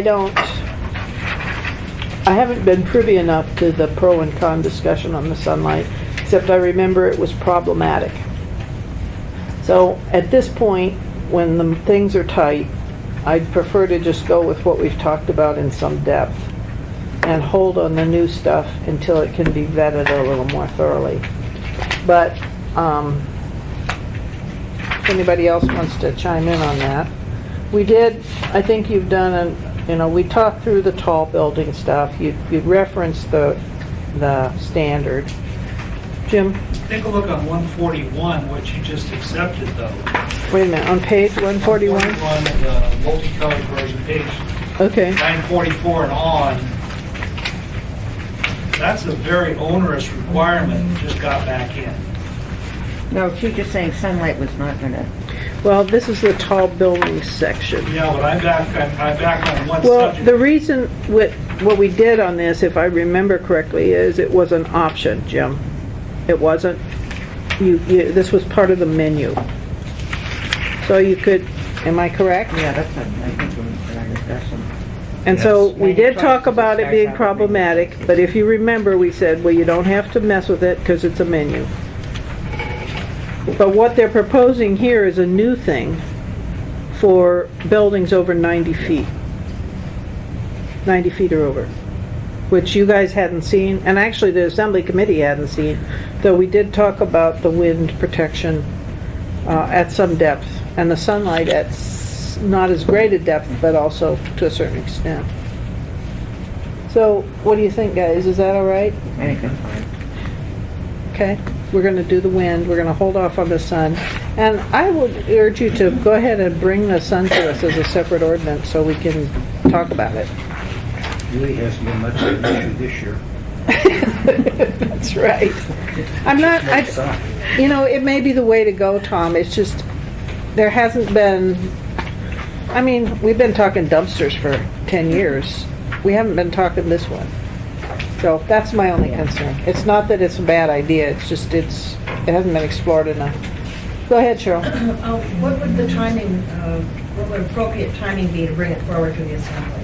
What would staff have to say on that? Whenever they wanted to. Yeah, but I've heard many little addendums over the years, never come forward again. The energy part of the comp plan. Well, I think there's a variety of ways to bring something to the body. That's true. Staff can bring something, corner an assembly person, ask them to bring it. But I think it needs to be vetted a little bit. I'd like it to go to P&Z. I'd like it to have some community review. And this one, everything else we've talked about pretty well has been. I'm just asking for it to really happen, not just I hear you. talk about I know. the committee. I know you like this. You've talked about it. We were basically responding to the, it's hard to think of an issue that got more public comment so it may than be- this one several months ago. I understand. And this may be a great thing. It just, I want more time. Can I ask a question? Yeah. Is the elimination of the transitional zones between No, we didn't zoning eliminate. areas, does that have an impact on some of the decisions in this This sunlight is, section? We didn't eliminate They're that. separate, they're kind of separate issues. These buildings are tall and they're having an impact from further away. And what we've tried to do here is respond to the comments, avoid prescribing a standard, but simply calling for a higher level of community review when a certain shadowing threshold is passed, and without prescribing what the solution is, and certainly avoiding eliminating the high-rise altogether. But it's basically kind of like the wind study in that it's simply asking the designer to demonstrate they've looked at the issue and they've tried to minimize or mitigate the impacts. And this protects the property values on both sides of the fence in that you're protecting the value of the neighborhoods around the tower, but you also have a flexible ordinance that allows that property owner to go forward with a high-intensity midtown development. And it's so we were trying to respond to those two items, and that's Yeah. Okay. Debbie Gordon had a comment. Oh, Gordon, I can't see you. You gotta chop in. Say something. I've got a quick question. The building code defines a high-rise building as anything over if memory fails, is it over 60 feet? But you mentioned 75 90. feet at the floor, top floor 75 feet. 75 feet, but you're referring, you've got a 90-foot requirement. Just so that in the future, there's no mix-up in terminology when you refer to high-rise as one thing and the code calls it something else. It'd be nice if you had a common. Right, I'm using, I guess, the slang for high-rise. And I think with Jim's help a couple years back, when we last looked at this, we tore out the word high-rise from this ordinance, and we're strictly referring to a building height measurement. Where did the 90 feet come from? Basically, Studies. right. So we had the good fortune to have pro bono advice from the top of the field of this type of issue, which is that RWDI. They do these wind and sunlight studies, and they've worked with buildings in Alaska, and they really agree that 75 feet was a good place to start the community conversation. There's no really magic, height that's silver bullet height. But for example, once you get much higher above that, you can look at the buildings on page 32. The Dena'ina Convention Center, it peaks out at just under 100 feet, even though it's 50. So we just know that once you get up into that height level, just all it is experiential. At that point, you start to get examples of where putting the building in does potentially affect comfort and safety, and obviously sunlight access. So there's no magic number, but we think that around that point, for example, when they put in the Dena'ina Convention Center, there were wind impacts. It changed things, and it was partly due to its context. And so the 90 feet would catch that building or buildings like it, but avoid impacting, the majority of it. Even the Wells Fargo building here clocks in at 82 feet. So, it's falling under the standard. So we're not inadvertently capturing all these buildings where it would be nice if they thought about wind and sun, it'd help, but we're really capturing the buildings that already are major developments. It's Yeah, that's where it came from. If 75 feet would be a better number for you to use, because that's already defined in the building code. We had some concern about the cost of these wind studies when we talked about it before, and so I think the intent. I walked my dog around the Warren's Up Tower and Spireweed and Spinard, and when the wind's breezing from a certain direction, it's only 72 feet, but it's making things a little more uncomfortable. So there's really no magic number, but so we the would recommend not going a whole lot higher than 90 feet. Really impacts, with the building right on the street, it really makes the wind worse, Cory. Yeah. So as I said, we talked about this in committee, but we never put it in the provisionally adopted. We held it. Medium-rise developments. Okay. Madam Chair, Go ahead. I'm sorry to back up into sunlight for a minute, but I'm looking at page 32 of the issue document. Page 32. Okay. Next to the series of building pictures, the very final thing, add an exception for sites affected by north-facing slopes and topography. I'm thinking about, I have to think about how this affects neighborhoods that I'm familiar with, and I'm thinking of Fireweed Lane, which is just south of the gully that is Chester Creek, which is all residential, on north of Fireweed Lane, behind the B3 business zone, at the edge of Fireweed Lane. And I just want Tom to talk about that for a minute, because I'm envisioning someday Fireweed Lane getting redeveloped, and the ability of much taller buildings to be built on the north side of Fireweed Lane, which would completely shadow the residential that runs the full length, Okay, but east and west behind Fireweed. Before you answer it, this is applicable for the sunlight, not for the wind, correct? That's correct, sunlight only. All right. I think the direction we're going, Harriet, is to hold off on the sunlight and put it in a separate ordinance, because we haven't vetted it enough. So, that's a good question, but it doesn't apply now, because we're not going to do it now. The thing is, it's already coming up in redevelopment, or actually new development in the Fireweed area, of shadowing the neighbors to the north, and I think it's important to address it sooner than later. Cheryl? There may be your assembly Yeah, I was gonna person. say, why don't you guys get together? She's just another short timer here, what are we gonna do? But don't count any chickens yet, please. Okay. I agree, I would actually say that this has been watered down so dramatically. On the sunlight, you mean? Yeah, the 90 feet and accepting the north-facing slopes, it sounds to me like fire we just got knocked out with. Okay, well, basically, it hasn't because we're not bringing I this gotcha. forward yet, But but, I would appreciate a commitment by folks who expect to stay here a while to carry this forward. Cheryl, talk to him. Okay. Otherwise, you might see state law coming in and telling you that things have to be done. Uh-oh, now she's threatening from a different level. Uh-huh. That's right. Okay, all right, thanks, And guys. state government. All right, May I say one more thing about the wind? go. So It's coming tonight. this is a good ordinance because we got good advice from a leader in the field, and they're really looking at it from the perspective of the private design team. And we've accepted it. Right. Yeah. And you did it. Yeah. So we're done. But he wants to talk about it, just a minute. It's far more flexible than other ordinances we've seen around the country. And adopting this now is probably better for folks than waiting until something egregious happens in the community, has a Okay. knee-jerk reaction, Yeah. and borrows like Boston's ordinance or something. Okay, we got it. We're there. All right. Old stuff, since we finished with this book now. We heard last time that the Hillside District Plan had the 50-foot stream setbacks. And I was going to go back and read it, but I frankly didn't.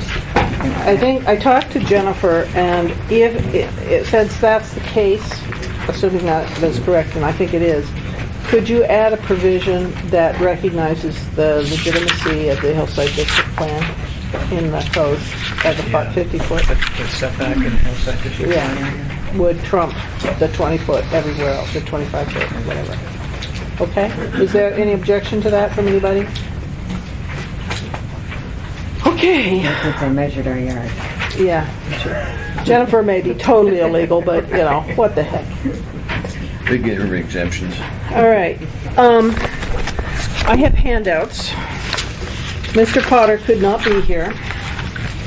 I have not read this. It just came.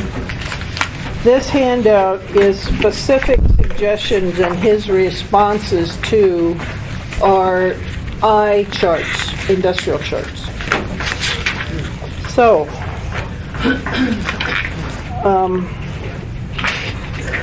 thank you, Erica. Thank you for passing this out. I think that maybe we should take just a few minutes and read this, if you don't mind. Could also take that 5-minute break that we should have Okay, halfway through. let's go in recess until, maybe go to a quarter after, because then we have time to read it too. All right? Yep. So we're in Where's the recess until need a handout. 11:15, which is about 9 minutes. You never have enough. I have questions. I want to read it. Just in case I don't get that. I hear you.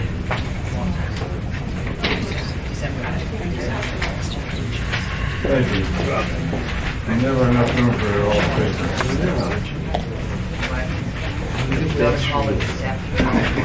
I think she heard the whole conversation. Can we name that? This is a Daphne Brown ordinance. I'm with you. I'm with Mr. you. Georgia Pacific that's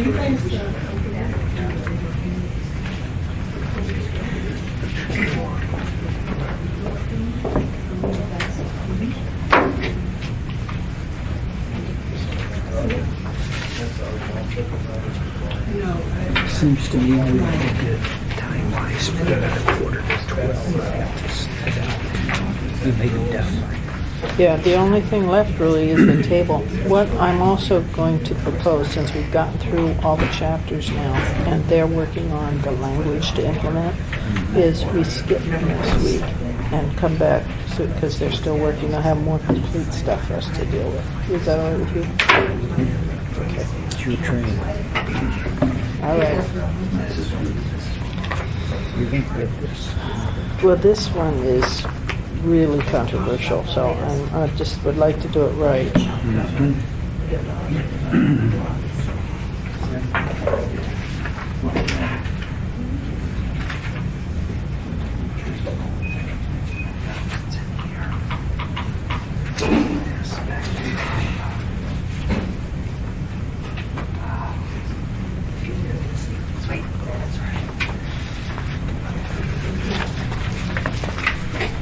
Jerry, did he leave? I want his response to this. I don't think, you're talking about pages to the fire up. Well, that's out of this one, that's out of you need a program, Gary. You need a program. You should have bought for a program. Okay, all we need now, Gary, is the charts. The charts and the residual 4-page. I have those. Okay, that's all you need. And then this thing that Potter just wrote, which says Dow at the head. Erica and Carol, first thing I'm going to ask is what you think of this, all right? So, Jerry just left, so I can't convey that to him. Well, we're just seeing it too. Yeah, I understand.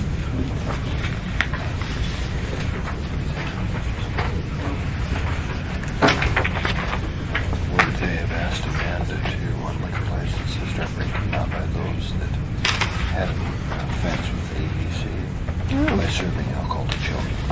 Okay, within a certain time frame, or? Since their last renewal. Okay, that seems reasonable. Those we need to give to our public safety committee.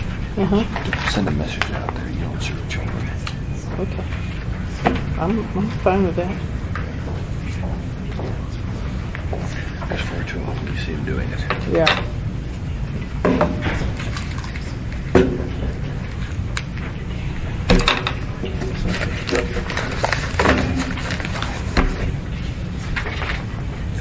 Possible actions, leave I-192 alone. Yeah, and I think that's not going to work, so I would actually be okay with the other two, but I want to hear what staff thinks.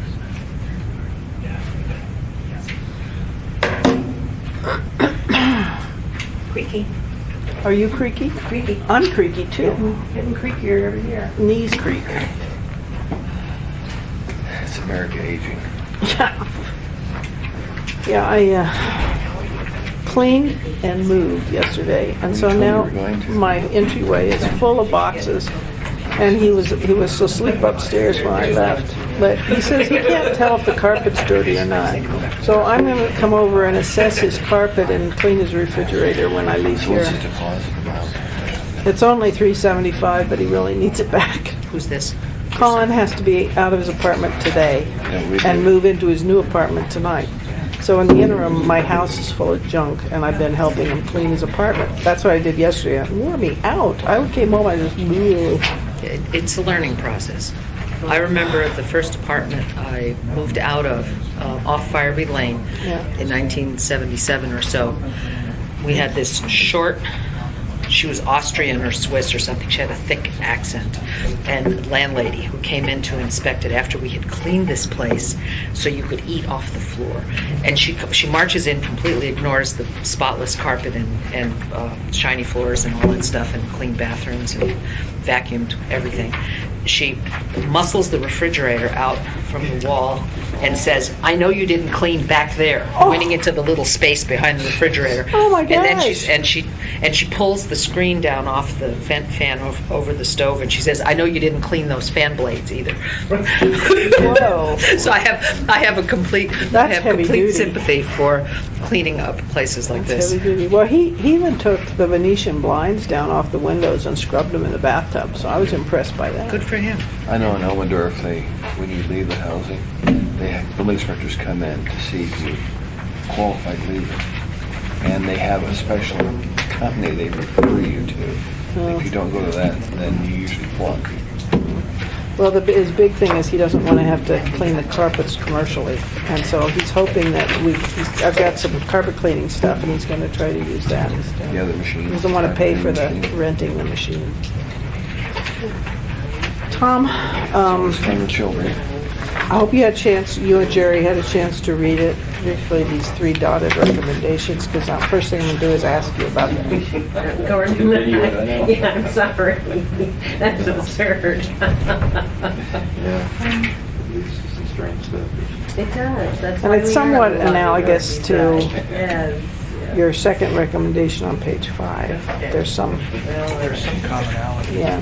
So I'm hoping that maybe, No, I mean, it's just, it just doesn't make sense. My recommendation is out in the wilderness. Right.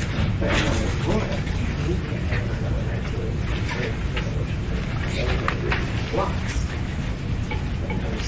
is Jerry coming back, you know?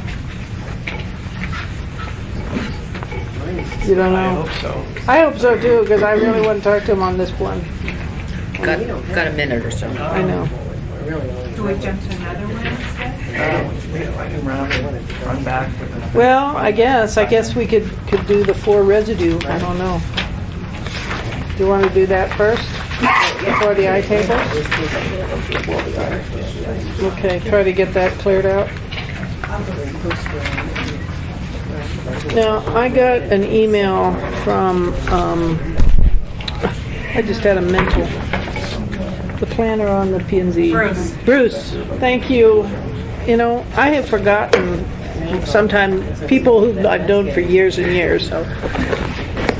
Bruce had some concerns, and I wondered if you had gotten the same email, Tom, on chapter 4 stuff. Yeah, Tom did. You did get it? I got that email. Okay. last night. It seemed to me his concerns were addressed, but I didn't know. Did you think they were? We talked, and my feeling is that they are. Because you wanted the He the geographic on the 4, and he thought that the use tables had been amended to take out some things, and I didn't think we had. Right. As I talked to him, it seemed like we were addressing his concerns, and maybe he just didn't, he wasn't present at the meeting, and he wasn't sure what was going on. That's what I thought too. He called last night, but I was scrubbing floors in another place, and so I missed it. He had some concerns, and he wanted to make, I mean, I'm speaking for him, wanted to make sure that we coordinated what we've decided in 4 with the district standards for our 4 district. Yeah. With what's going on in the Right. use table in Yeah, 5. And, yeah. you know, I told him that that was on our radar, that the 2 are joined at the hip. Had to be. No. Okay. You got his email, right? Yeah. Can I forward it?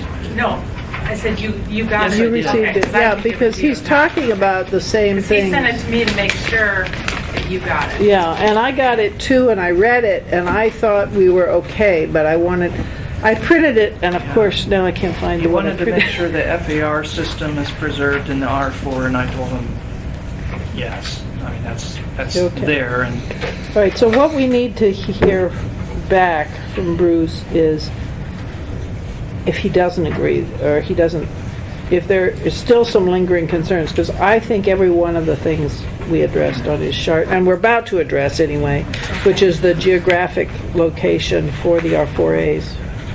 Yeah, I don't think he was concerned on the geographic location. I mean, he does, he wants to see that, but he was concerned that based on having a new zone 4A, there were some changes that needed to be made to the existing provisions for the R4.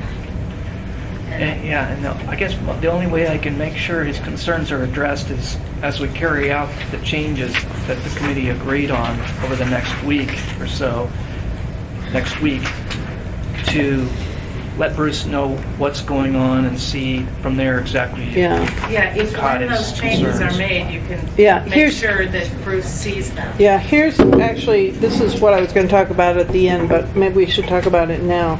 Since we've gotten through our schedule, we've actually seen everything now except for 14, the definitions.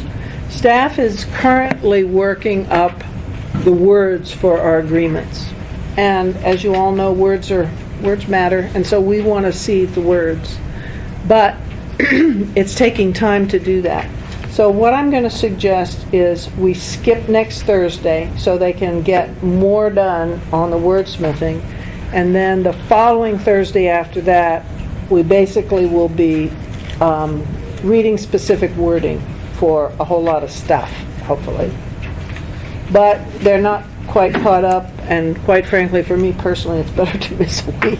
Okay, so there's no Title 21? Well, is that okay?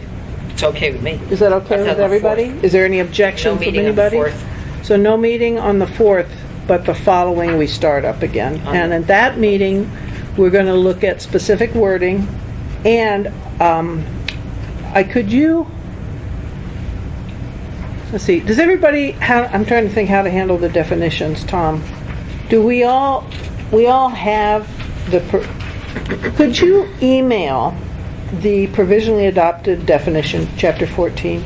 Just email it to board members? But we all have it. I know you all have the hard, but Yeah. I just want to be sure. Maybe you don't need the email? Yes, you need it, or no? Send it to me. Send it. That's what I thought.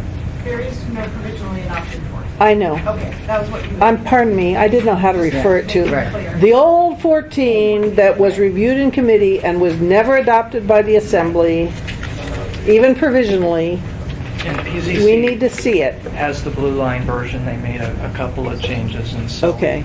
Send We didn't that, have it. include We'll bring that. the P and Z stuff in what you send us if you could.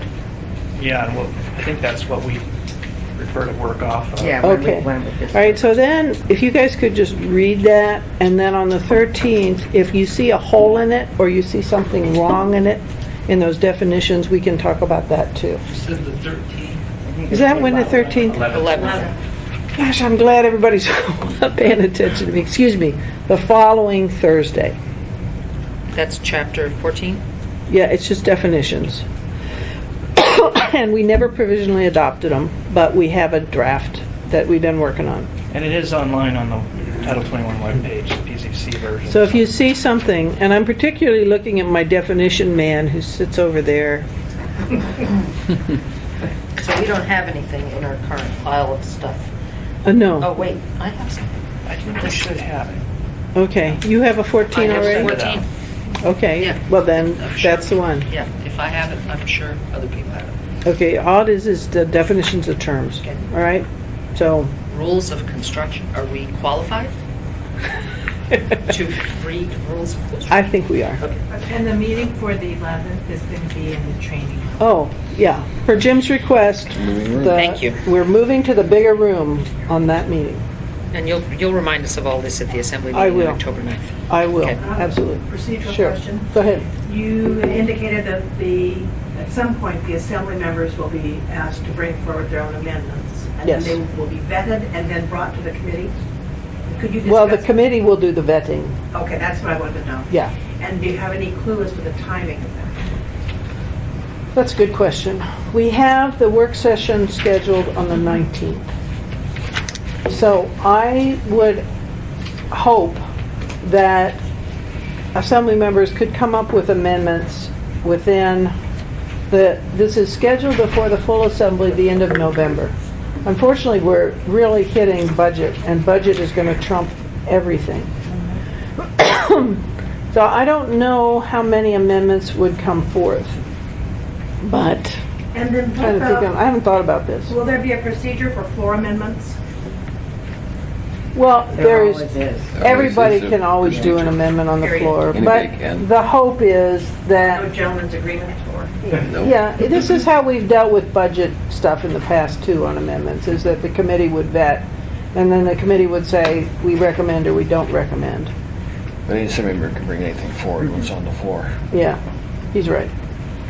So, I'll try to think, I will announce at the next assembly meeting that process, but I think it would just be fairly, I'm fairly lax about that stuff. If you just could hand something in within the next few weeks in print, then we'll schedule another committee meeting just to do that, to look through all of it. Okay, and potentially before the end of November. hopefully, I'm not sure how bad this budget is going to be. I have had warnings that this may be hard for us. This may be a hard budget, and it may take a lot of time and effort, so I That's usually the can't. end of December, isn't it? Mid-December? First. 1st of December. We usually wrap it by the 1st of December? We get it on the 2nd of October, Okay.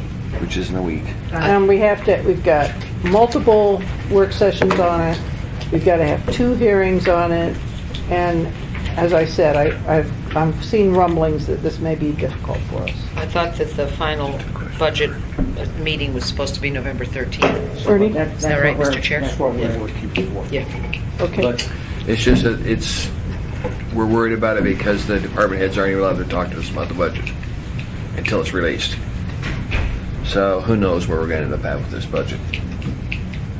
Anyway, And is that- we're second fiddle here.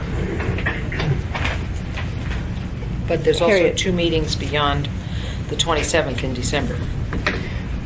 What I need to see is how long it's going to take us to get through the wording, and I can't, my crystal ball isn't good enough to know which ones we can cancel. Right. I'm hoping we can cancel several, but I can't guarantee it. You mean Title 21 committee meetings? Yeah, that's what Yeah. I'm talking about. But right now, we've only scheduled through the 11th, right? Well, Shall we reserve?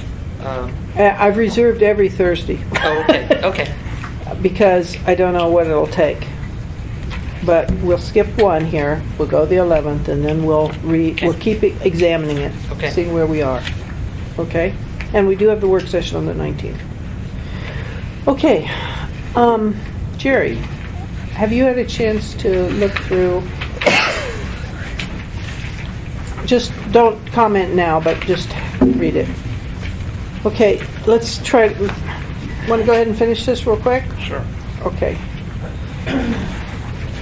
The document that's titled Follow-Up Amendment for Chapter 4-5, maybe we can deal with this real quick before we get into the I-tables. One of the concerns we talked about when we made the decision to keep the R4A is how we're doing that without a land use map, if you remember. And so this is suggested language. Any questions or comments? Tom, you want to say anything? It responds to comments that Tim Potter made to clarify the locational criteria and focus where this district, the kinds of places where it would go. Okay. Well, it's okay by me, but does anybody have any issues? All right, we're fine with that one. On the next page, This is language regarding mixed-use projects. If you recall, Bruce Phelps and I were to go back, look at the standards that Bruce drafted for mixed-use development at B1A, B1B. There's subsection E on page 2, and the standards for mixed-use projects in B3, subsection F on page 3. right, and this looks to me like it follows generally what you guys said, so. This has Bruce's review and. Okay. Jim? 4B, can somebody explain the first sentence to me? The full length of the street, is that the one? Shall be residential or commercial use with habitable area. Right. My concern is how do you get commercial with habitable area? Yeah, habitable floor area,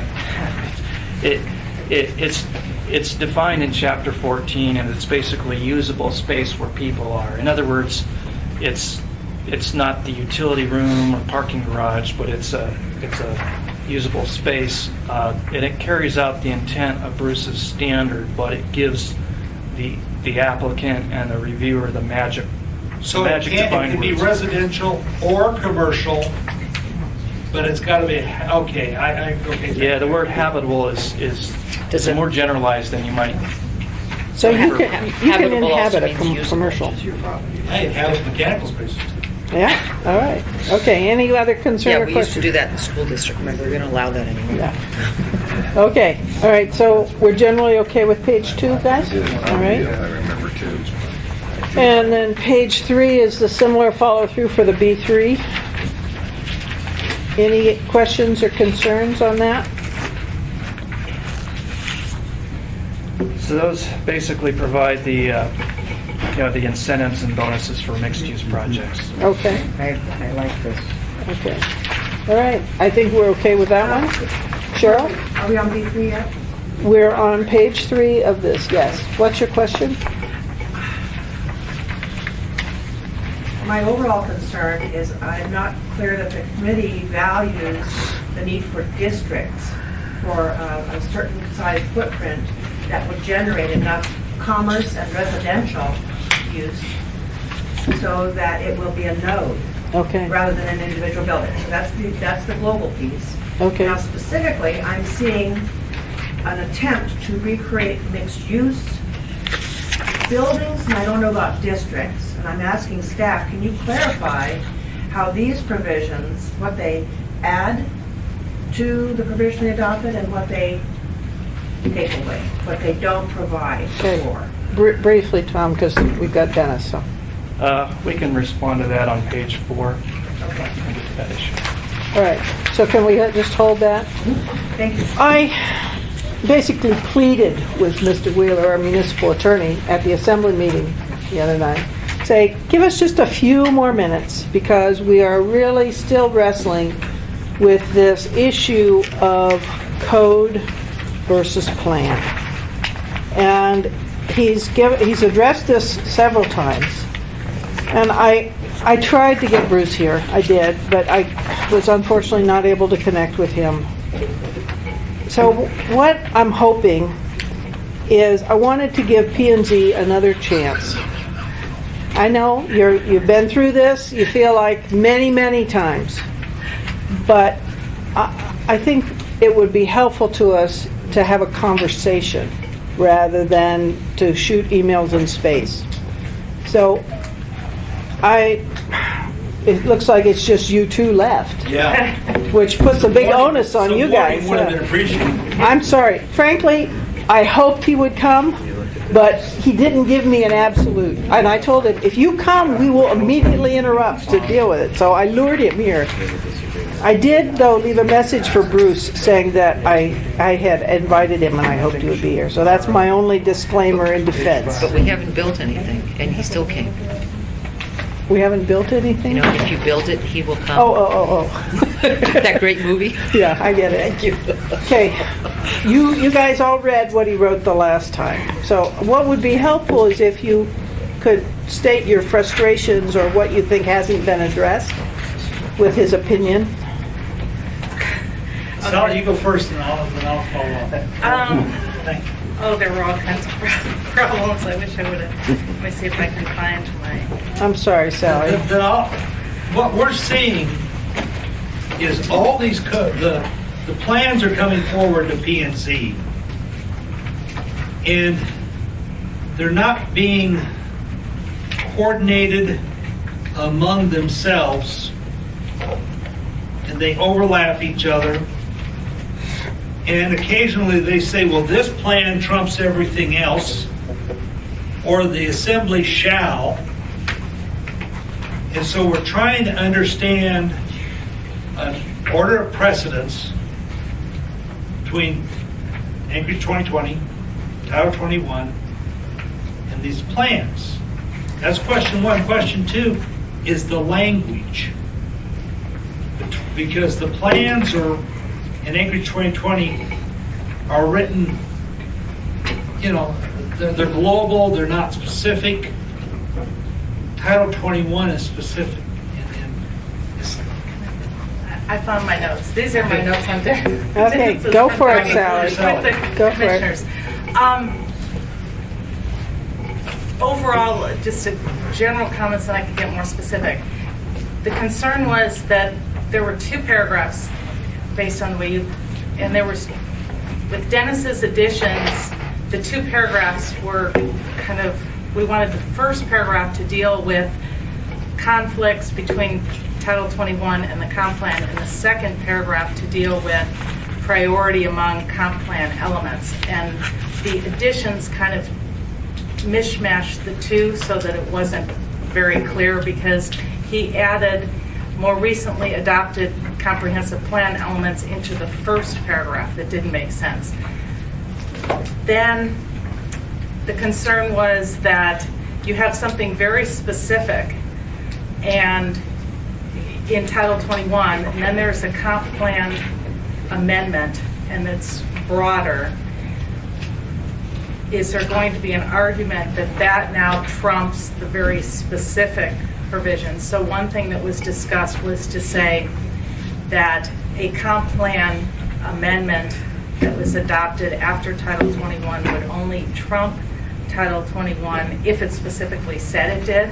So that as part of the amendment process of the comp plan, you would say, and this amends Title 21. So that we really liked Dennis's examples, like when everyone read the first page with in the email where you said what would apply, everyone's like, yes, this is exactly what we're talking about. But we didn't see it relating back into this. The other thing we talked about, and this is not with all of the commission members, but just whoever calls me and emails me, going back to page 11 of the staff's chapter 1 and 2, and no one from the commission was at this very first meeting. We for whatever reason, no one knew that it was happening. So we don't know what discussions, but the amendment language here seemed to be much better, maybe with a few tweaks, than anything else. So you like that language better than the latter one that came from Dennis? Yes. Really? Because there's so many problems with this. Could you hand that one to Dennis? Just to put him on the spot, because he's here, you know. I mean, you had So you give him a an minute to read example it? today on the hillside plan on setbacks. Right. That's a beautiful example of what we're concerned about. Okay, And that's where a plan is specific. okay. And Let's let him have a minute here to read. Maybe two. Well, they put me on the spot, so it's Yeah. and like I said, I don't know what was discussed. You know, What I tried to do at that was first to session. encapsulate what I heard when I attended your meeting. And that was the frustrations when there were conflicts. And the example that I cited was on rezones where there was a statement that the comp plan says there will be no net reduction in housing. I think that was the example that I cited. And then that was at the meeting, and then I further amplified that with a fairly detailed email that Bruce sent me stating his encapsulation of your concern. And so I forwarded that to Dennis too. And that, I think, was part of the genesis for the language that he came up with. But it didn't go much beyond that. Jerry? We would agree. This is probably the foremost issue for the department and the committee, that we would agree that our original language is probably appropriate and addresses our concerns. So if you could go back to 1.5 on comments. All right, I have it, so hold on. I have my one. That's the advantage of a suitcase. She's getting more now? Okay. Well, guess Because what? we want to make clear that they're different. The comp plan and the code are different. They have different functions. And that we can, in our implementing ordinances, the elements to the comp plan, the plans that are generated, they certainly can be addressed to minimize those conflicts that sometimes occur. Sometimes there are dimensional things in those elements that conflict with code that we need to be cognizant of, both the approving authority and staff, to make sure those things don't happen. But the comp plan are general guidances the communities established as the base for their vision of the community, their goals, policies, and objectives, and that's exactly what they are. The code, Title 21, is the implementing portion of the comprehensive plan. They are two distinct, separate entities. I'll give you the example that just happened that Jim referred to.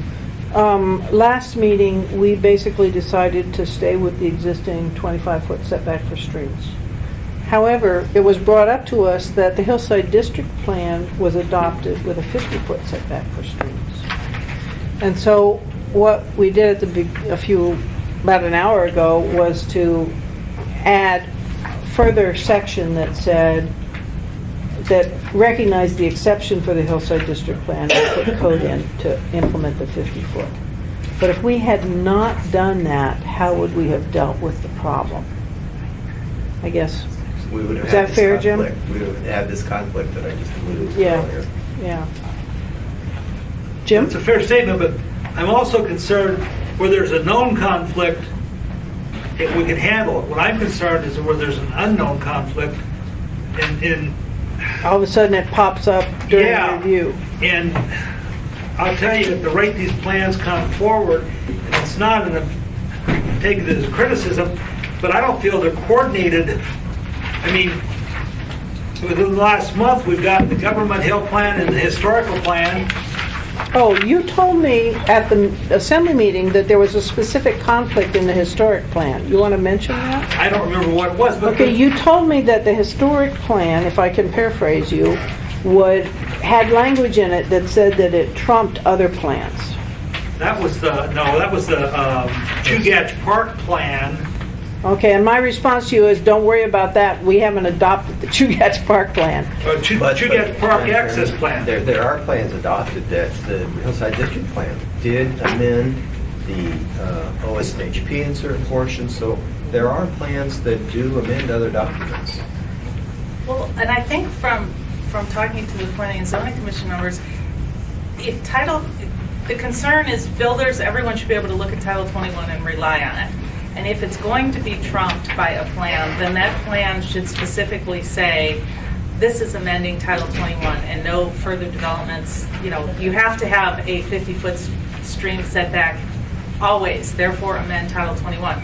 Something to clarify it, because I know one of the commissioners' concern was, what is somebody supposed to look at besides Title 21 in determining the rules, what they're going to do? The courts throughout the United States have argued this particular issue ad infinitum, that most jurisdictions are required to have comprehensive plans and to be in concert with your codes, to be in concert with the plan.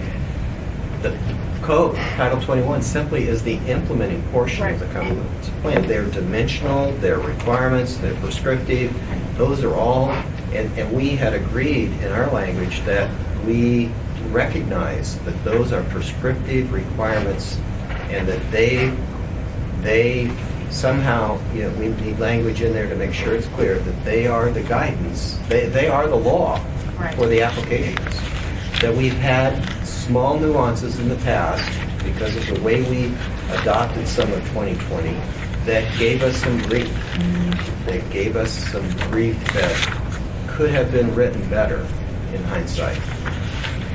And I don't think there's that much disagreement. I think that one thing, though, I think if we kind of went back to the recommendations on 11 and then maybe added something where newly adopted comp plan elements that were intended to change Title 21 somehow need to be highlighted, or because in theory, if that occurs, it needs language in there that speaks about the process to effectuate those things in the plan, because they have to be codified in subsequent ordinance amendments to the code. Because right, I agree.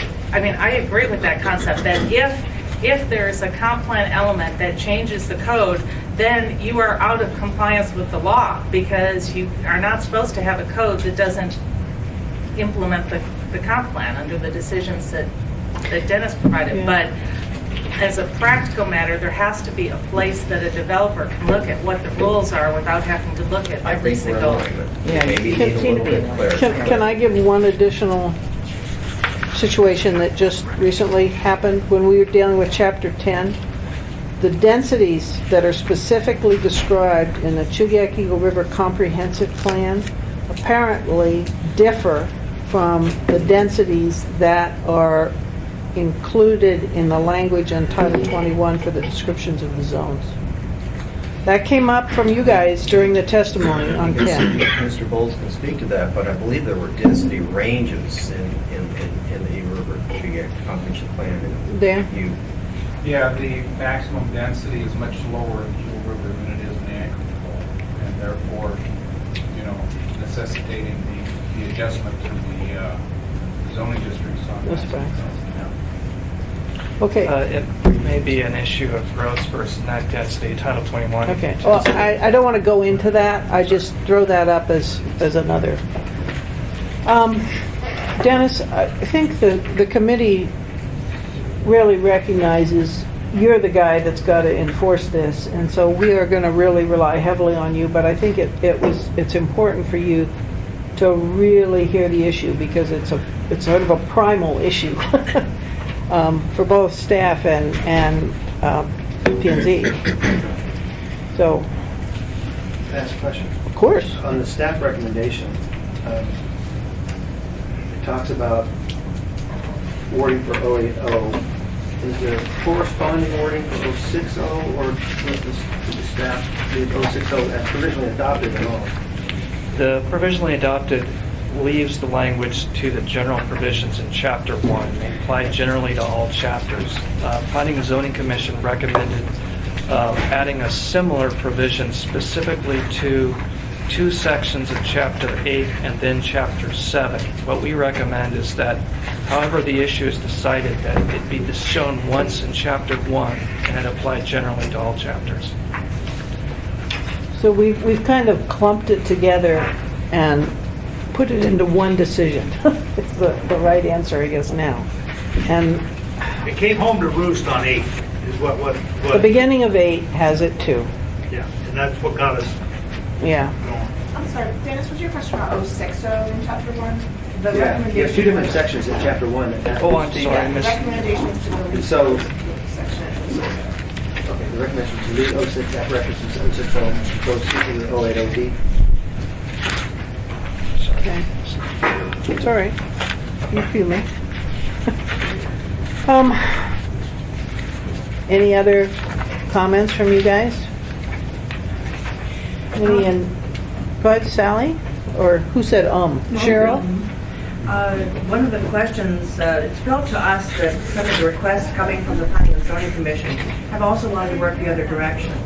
That if Title 21 contradicted comp plan, Title 21 would rule. And the way we read the charter, Mr. Wheeler, which I'm sure you know a lot better than I do, the comprehensive plan governs the development of the city, and it uses the word govern. Ernie? And so I've been concerned, we have been concerned for some time about it coming back the other direction. That, hey, I don't care if it's industrial, now I want to be residential, therefore the comp plan needs to move over. That makes sense? Yeah, except that's not a good example. Okay, well. Because I understand your Residential to point. industrial, excuse me, I went the wrong direction. Okay, all right. So, as I've explained before, you do have this issue of what does the charter require, and she hit it right on the head. The charter speaks in terms of the comp plan governing. So you've got to give that some weight. The courts give that some weight. So we can fret about the court decisions, but the court decisions are really simply applying our own charter. If we want to be able to meddle with this more, then we need to consider going back to the charter, and I don't know that people want to do that. And then number two, to the extent you have conflicts between district plans and comp plan element, implementing code, and so on, what we're trying to do is figure out which comes first, which one should be applied. We have all this circumstantial evidence about what did the assembly intend. Ideally, you won't have conflicts because everybody's done their homework up front. You pick and choose what's going to work. When you do have the conflicts, and we hope they're a minimum of those, but they'll be there, then what you have is a toolbox of court decisions that talk about how do you interpret a statute, how do you interpret the legislation, and they kind of pick and choose and try to do what they think is best in the interest of justice. You know, does this list include this element? Is this one trump because it was enacted later? And those sorts of things. And you can try to pin that all down, but you're always going to run into problems if you say the district plan always trumps or the code always trumps. The code's going to be outdated. The district plan, maybe you didn't intend that result. The nice thing is, we don't use this maybe often enough, but it's, I guess, both a sword and a shield, is that the Assembly enacts this all top to bottom. A lot of other jurisdictions, it's a state statutory requirement. You've got no flexibility. The Assembly creates and adopts the plans. The Assembly creates and adopts the code. In theory, you can come in fairly quickly and resolve any conflict. So with that in mind, it gives you that flexibility, but it also, I think the court would look askance at the notion that you would completely ignore your comp plan process when it's so easy for you to go in and amend it and make it work. So there's obviously some very different competing interests here in how to interpret it. And I always keep in mind that the charter says you've got a comp plan that governs, and we can try to say that if something is out of whack with the comp plan, the Assembly must have expressed an intent the more current should control, or the more specific should control. We can play with that, but we've always got to keep in mind that the comp plan needs to, at some point, govern what we're doing. Questions from either of you? State statute also requires that there be implementing regulations that are also the force of law. So that's where, I don't think I disagree that that there has to be a comp plan and all that, but there also has to be implementing regulations by state law. So it kind of leads us back to two areas of law that have to be complied with. Okay, what I'm going to suggest then is we look at really specific wording. And if you like the one that staff prepared in chapter 1 and 2, then what I'm going to ask Mr. Wheeler to do is look at that again in light of this discussion. And if there's any specific amendments that people want to suggest to the wording that's provided there, it's real timely to do it right now. And I'm gonna plead with him to be quick on this one, and I think he's looked at it enough that he can be fairly quick on it. Do you want time for that? Yeah, if we could have till the next work session. Okay. I'll run this by everyone. All right, but Dennis, is that was- all right if you take one more look at wording? I apologize, but it's a big deal. That's what we're here for. Okay. Yes, sir? Yes, sir. Jerry? Excellent. Okay. All right, thank you, and thank you for coming. And I did kind of twist his arm a little bit, so thank you. Thank you. Okay. Let's see, back to 4. We were at Cheryl's question on what had occurred, and we just basically tweaked the B1A, the B1B, and B3. That's the only districts that we really tweaked, Cheryl. So I don't know if that was your question or... No, it went beyond that. Okay. Because now we're at B3. I think I understand. Yeah, I said B3. Oh, I'm sorry. We're there or we finished it? Well, I thought we finished it, but then you asked a question, and I wanted your question to be answered. So I was trying to answer your question, but I'll let Tom do Tom, I it. think you heard my question. Right. Well, for what you have in this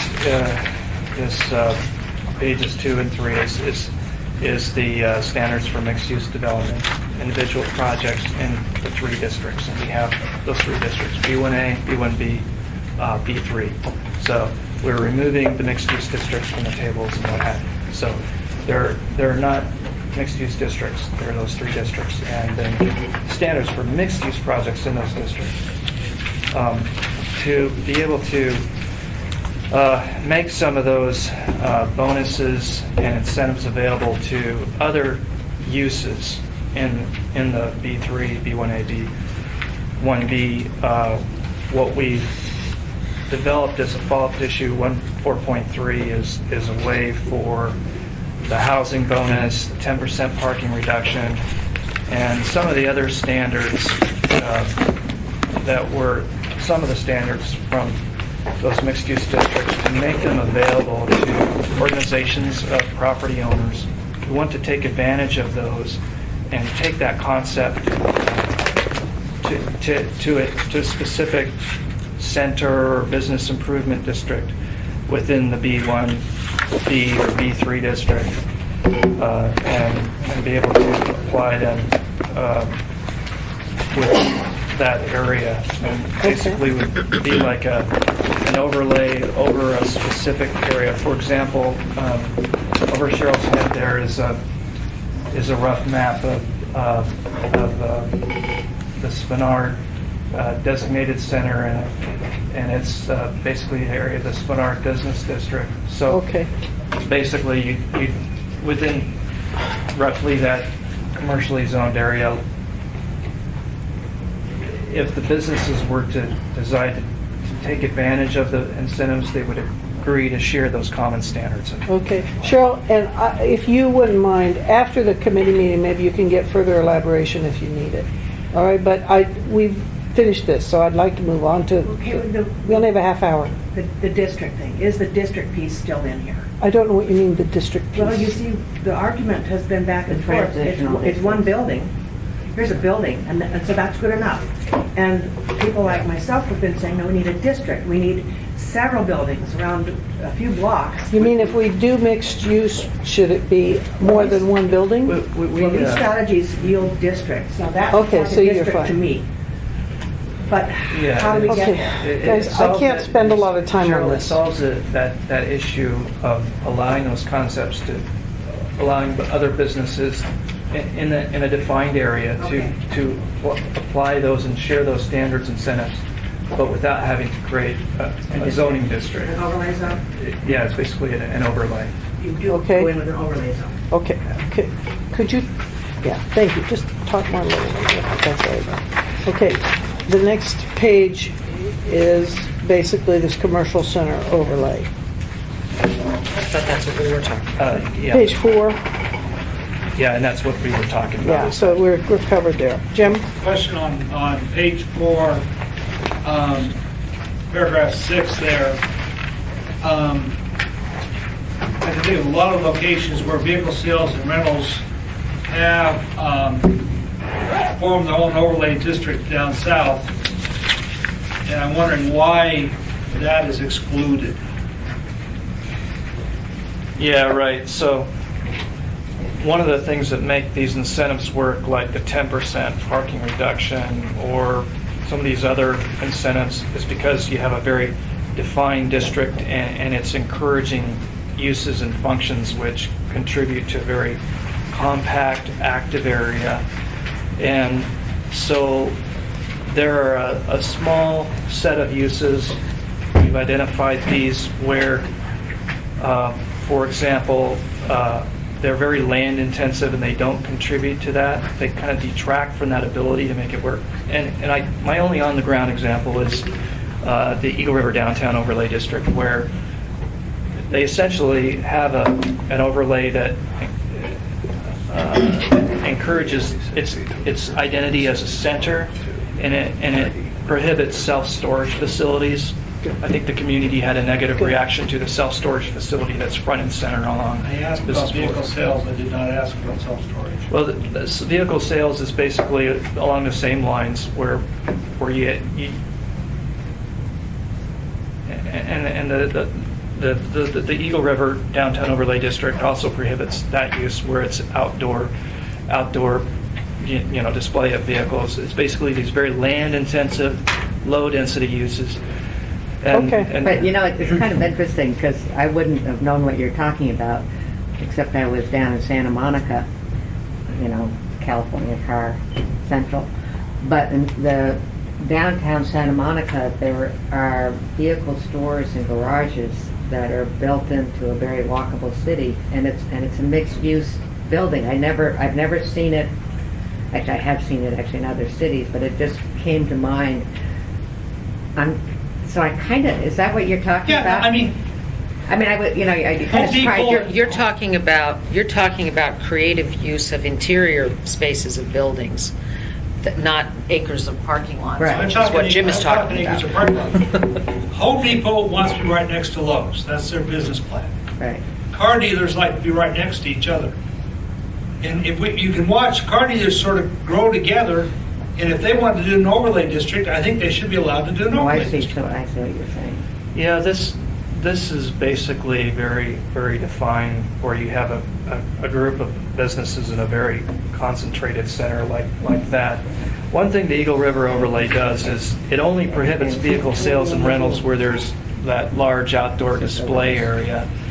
Like this wouldn't happen along Old Seward, for Okay. example.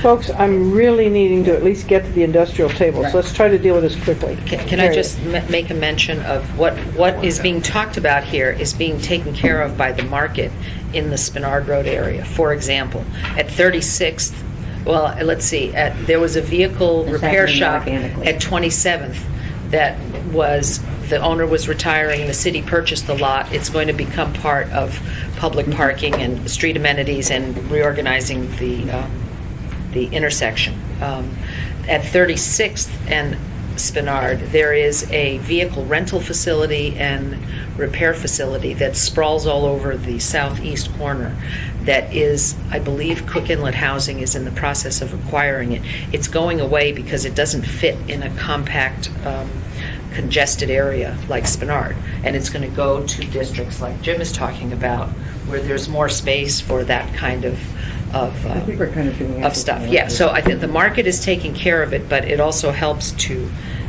define it, I think, the way Tom has Okay. referred to it here. Less than a minute. A group of car dealerships can create their own overlay to the generic overlay district section. So it just doesn't happen to be predefined, but they do have that option. Okay. All right, I think if nobody specifically objects, right now we'll go with this. Is that all right? Fine. Okay. Next page, This is basically our the I-1, counter I-2 thing. proposal, so to speak. Okay, so let's- With Jim's support, too. Yeah.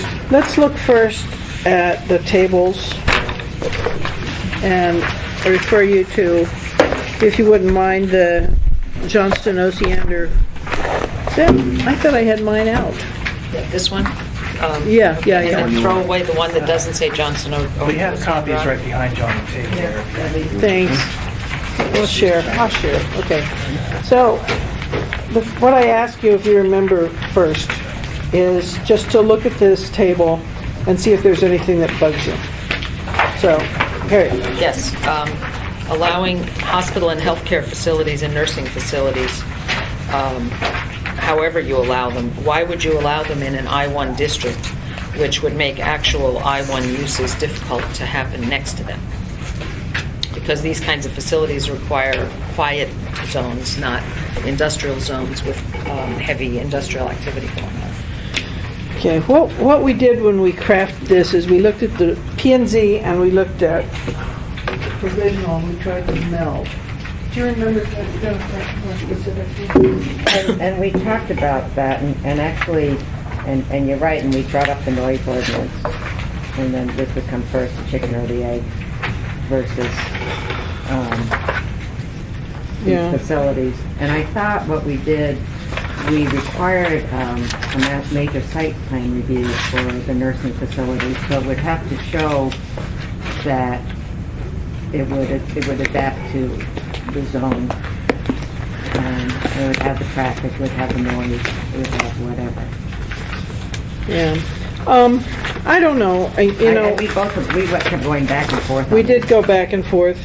And I think the other thinking was, once you do a hospital, it has a big amount of oversight anyway with any site plan. But,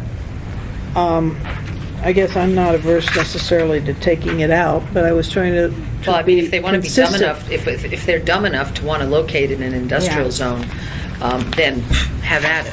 But I don't see that. I just somehow don't see that happening. Everything medical is migrating towards the The only med other place, district. and when we were having our discussion, I can't remember the zoning. What is the zoning where St. Elias is? It's, I believe it's commercial. Is it commercial? Is it B3? It might That's be, off from it might be Cordova. commercial, but I believe it's commercial. South of it is I-1, those lots were just replatted, but north of that, like 48th Street or, no, 50th is, it's RO, it's RO.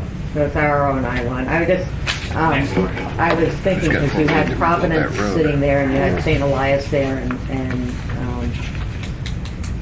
We also did talk about what's currently in what Yeah. places, so we That's actually a didn't. perfect example of what you just said. Yeah.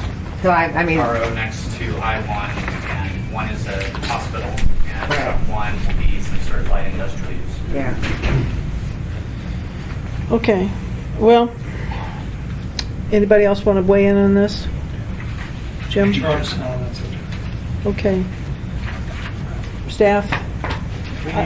You'd prefer it out, Well, I'm assuming? From a practical point of view, most of our facilities, regional, as in RO district, Providence, and some PLI, and the UNED district, Okay. it's probably not needed. Jennifer, it's okay to... Dick, want to weigh in? Okay, well, let's take it out. Thank you. Both of them, then, to be consistent. Hospital and nursing. Jim? Coming down on that same page, private airstrips, Uh-huh, we don't allow them in I-1 or I-2. uh-huh. I have trouble of coming up with a good example, but I don't know why we should not allow them. Yeah, but again, we spent a lot of time sort of trying to figure out where it would, Cage and Birchwood, I don't know what, I don't know, Birchwood's may not be private. It's R, It's our, I'm pretty sure. yeah, okay, how about Cage? Residential. residential, yeah. Yeah. Birchwood's I-1. Okay, Birchwood's Well, I-1. but Birchwood's not private. Birchwood is state. yeah, but I still think there's large land there, we may choose to put one there, there may be somebody that want to go there. we have an airport district, or no, you don't have one. No, We're building- that's- designing one. That's for more than just private strips. Yeah, I would agree. Okay, go ahead. I was going to say, I thought FAA regulates airport location. So They put certain standards on them, but they don't say you can't, they don't say what district, zoning district they have to be in. majority of our districts, their conditional uses where they're allowed. Okay. All right, so, Jim, your point is I'd you like to want see a it. private airstrip allowed with a conditional Yeah, use in I would go I-1? see. I'd go see. Yeah, if you allow, Discussion on that? yeah, if you allow an airport with a conditional use, why not a private airstrip? Well, the argument for me was a private airstrip is typically smaller. The one I'm familiar with in my district is surrounded by houses and people park their planes right there, and they're all You're little talking about planes. Birchwood? No, not Birchwood. There's one up, Down. yeah. And we have Cage up on the hillside. So it's just for people in that area to keep their planes. It's not something that involves a lot of traffic. It doesn't involve commercial or freight. It's just private people with their private Right, there's one in planes. Ocean View, too. Oh, is there? Yeah, there is. Okay, so to me, it's a really different kettle of fish than a big airport that has a lot of freight and commercial attached with it. So that's why we differentiated it that way. But, Yeah, what, but comment? But I think if, Pardon me? I'd go with C. You want a C for private? Yeah. yeah, I mean, if You wanna there's see? enough land to do it, See, for- I think the neighbors who Okay. may not be using it would necessarily want to know about it, and isn't that what happens with a conditional use permit? You Yeah, you right let the now neighbors know. it would be prohibited, but if we put a C, then it would be a conditional use. They'll let the neighbors know about it. Okay, so the committee wants to go, I'm a minority here. The committee wants to add a C for private airstrip Yeah. under I-1 In an only? industrial district, yeah. Okay. Anything else? Debbie, Cheryl? this list gets back to the big issue of sprawling and not concentrating certain kinds of development in commercial nodes. Okay. This is a continued example of the sprawl, and it's very costly in terms of transportation especially, probably utilities as well, and fire and police services. Okay. When we blast our population all over the landscape. The limitation on size The- here. The first thing that hit my government, administrative, and civic buildings up on the first page, The rationale for that, they which should be I, permitted. okay, the rationale for that is because we're prohibiting retail and office, I mean, we're allowing retail and office, so why wouldn't we allow government? We just tried, I'm sorry, we just tried for consistency. That was the only rationale Well, there. remember that the downtown is supposed to be, I know. according to our law, according to our policy. And that would happen. The only exception would be for this would be a building that I would assume would basically be a big freight yard of some kind that was a government building, or a big vehicle storage yard or something. Well, that's a government, I would change the description, because I know what she's talking about. You're talking about, you could put City Hall down. no, you can't, in this zone. you cannot, because it has to be downtown according to, Well, staff indicates that you're discussing governmental services which are permitted in both districts. the language that we previously adopted said that they have to be, City Hall has to be downtown. We've acknowledged that. Page 3, but you're contradicting. It Okay, has hold on, governmental please. services, which Carol? covers the big, large facility government. Say that again, Carol, you lost me. On page 3 of industrial uses. On page 3 of the chart? Yes. Okay. And line number 4 is government services, so that would cover your large. Okay, well, then the other argument is consistency. If you're allowing an office or a retail, would you not? But I can be, what do you guys want to do? Harriet, do you want to comment? Go ahead. I'm not sure what I the used to question sell is. commercial land. and Okay. did for close to 15 years. Okay. And these types of uses in your I-1 and I-2 zone basically erode the use of commercial lands. I mean, if you are talking about preserving industrial uses of I-1 and I-2, then putting these types of additional uses permitted in them, it truly erodes the value of Okay. having a commercial All right, zone. I want to narrow the discussion right now is government, administrative, and civic buildings. That's what you're speaking to, Well, correct? I'm speaking to that, but also speaking to Okay, the other well- items that I'm saying as I hear somebody you. who looks at so very little commercial I-1, I-2 land in Anchorage. I mean, and looking at our current new maps that you Okay, have up on this. all right. I think you are eroding Okay. the value of your commercial land. Okay, thank you. All right, I need some discussion. Should we then remove the S on government, administrative, and civic? I take my value property because we don't have much of it left. Then we remove it if we do that. Take it You out. want to do it? Okay, all right. The committee is removing the S under I-1 for government, administrative, and civic. Anything else? There are basically 5 uses on page 3 that I'd like to point out and suggest that in combination with a draft amendment we proposed that you have on this other item, that they be allowed up until we resolve the land use plan map. Which 3, Tom? These uses are particularly financial institution, general That's- retail. Oh, you're on page 2, not page 3 then. I'm sorry, I saw the 3. Okay. I was looking at the screen, couldn't find it. I'm trying to get with It's you. page 2, it's on the commercial uses. Okay. And, but. Financial, let me find it. just Okay, and to what's the other identify one? them. Financial, general retail, grocery store, vehicle large sales and rentals. And I also have concerns about, lesser concerns, but concern about the movie theater. Okay, and- wait, Tom. You're doing too much at once. Yeah.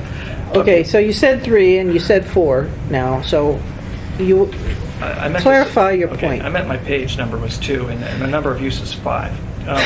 So I've grouped some uses together, and basically what I'd suggest is that those uses be removed from the table for the I-2 district, and in order to get to the point to where we are preserving at least one district where Okay.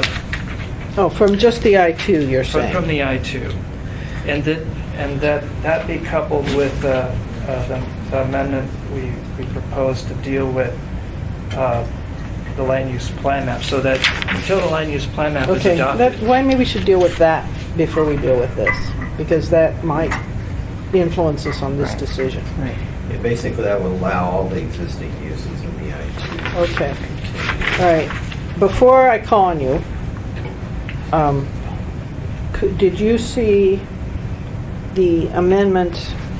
Actually, it's phrased, I think, slightly differently in the document from Mr. Potter and the document, this thing, on page 5. I don't know if you've got that. This is the follow-up stuff. Follow up to 414. Yeah. On page 5 of that follow-up?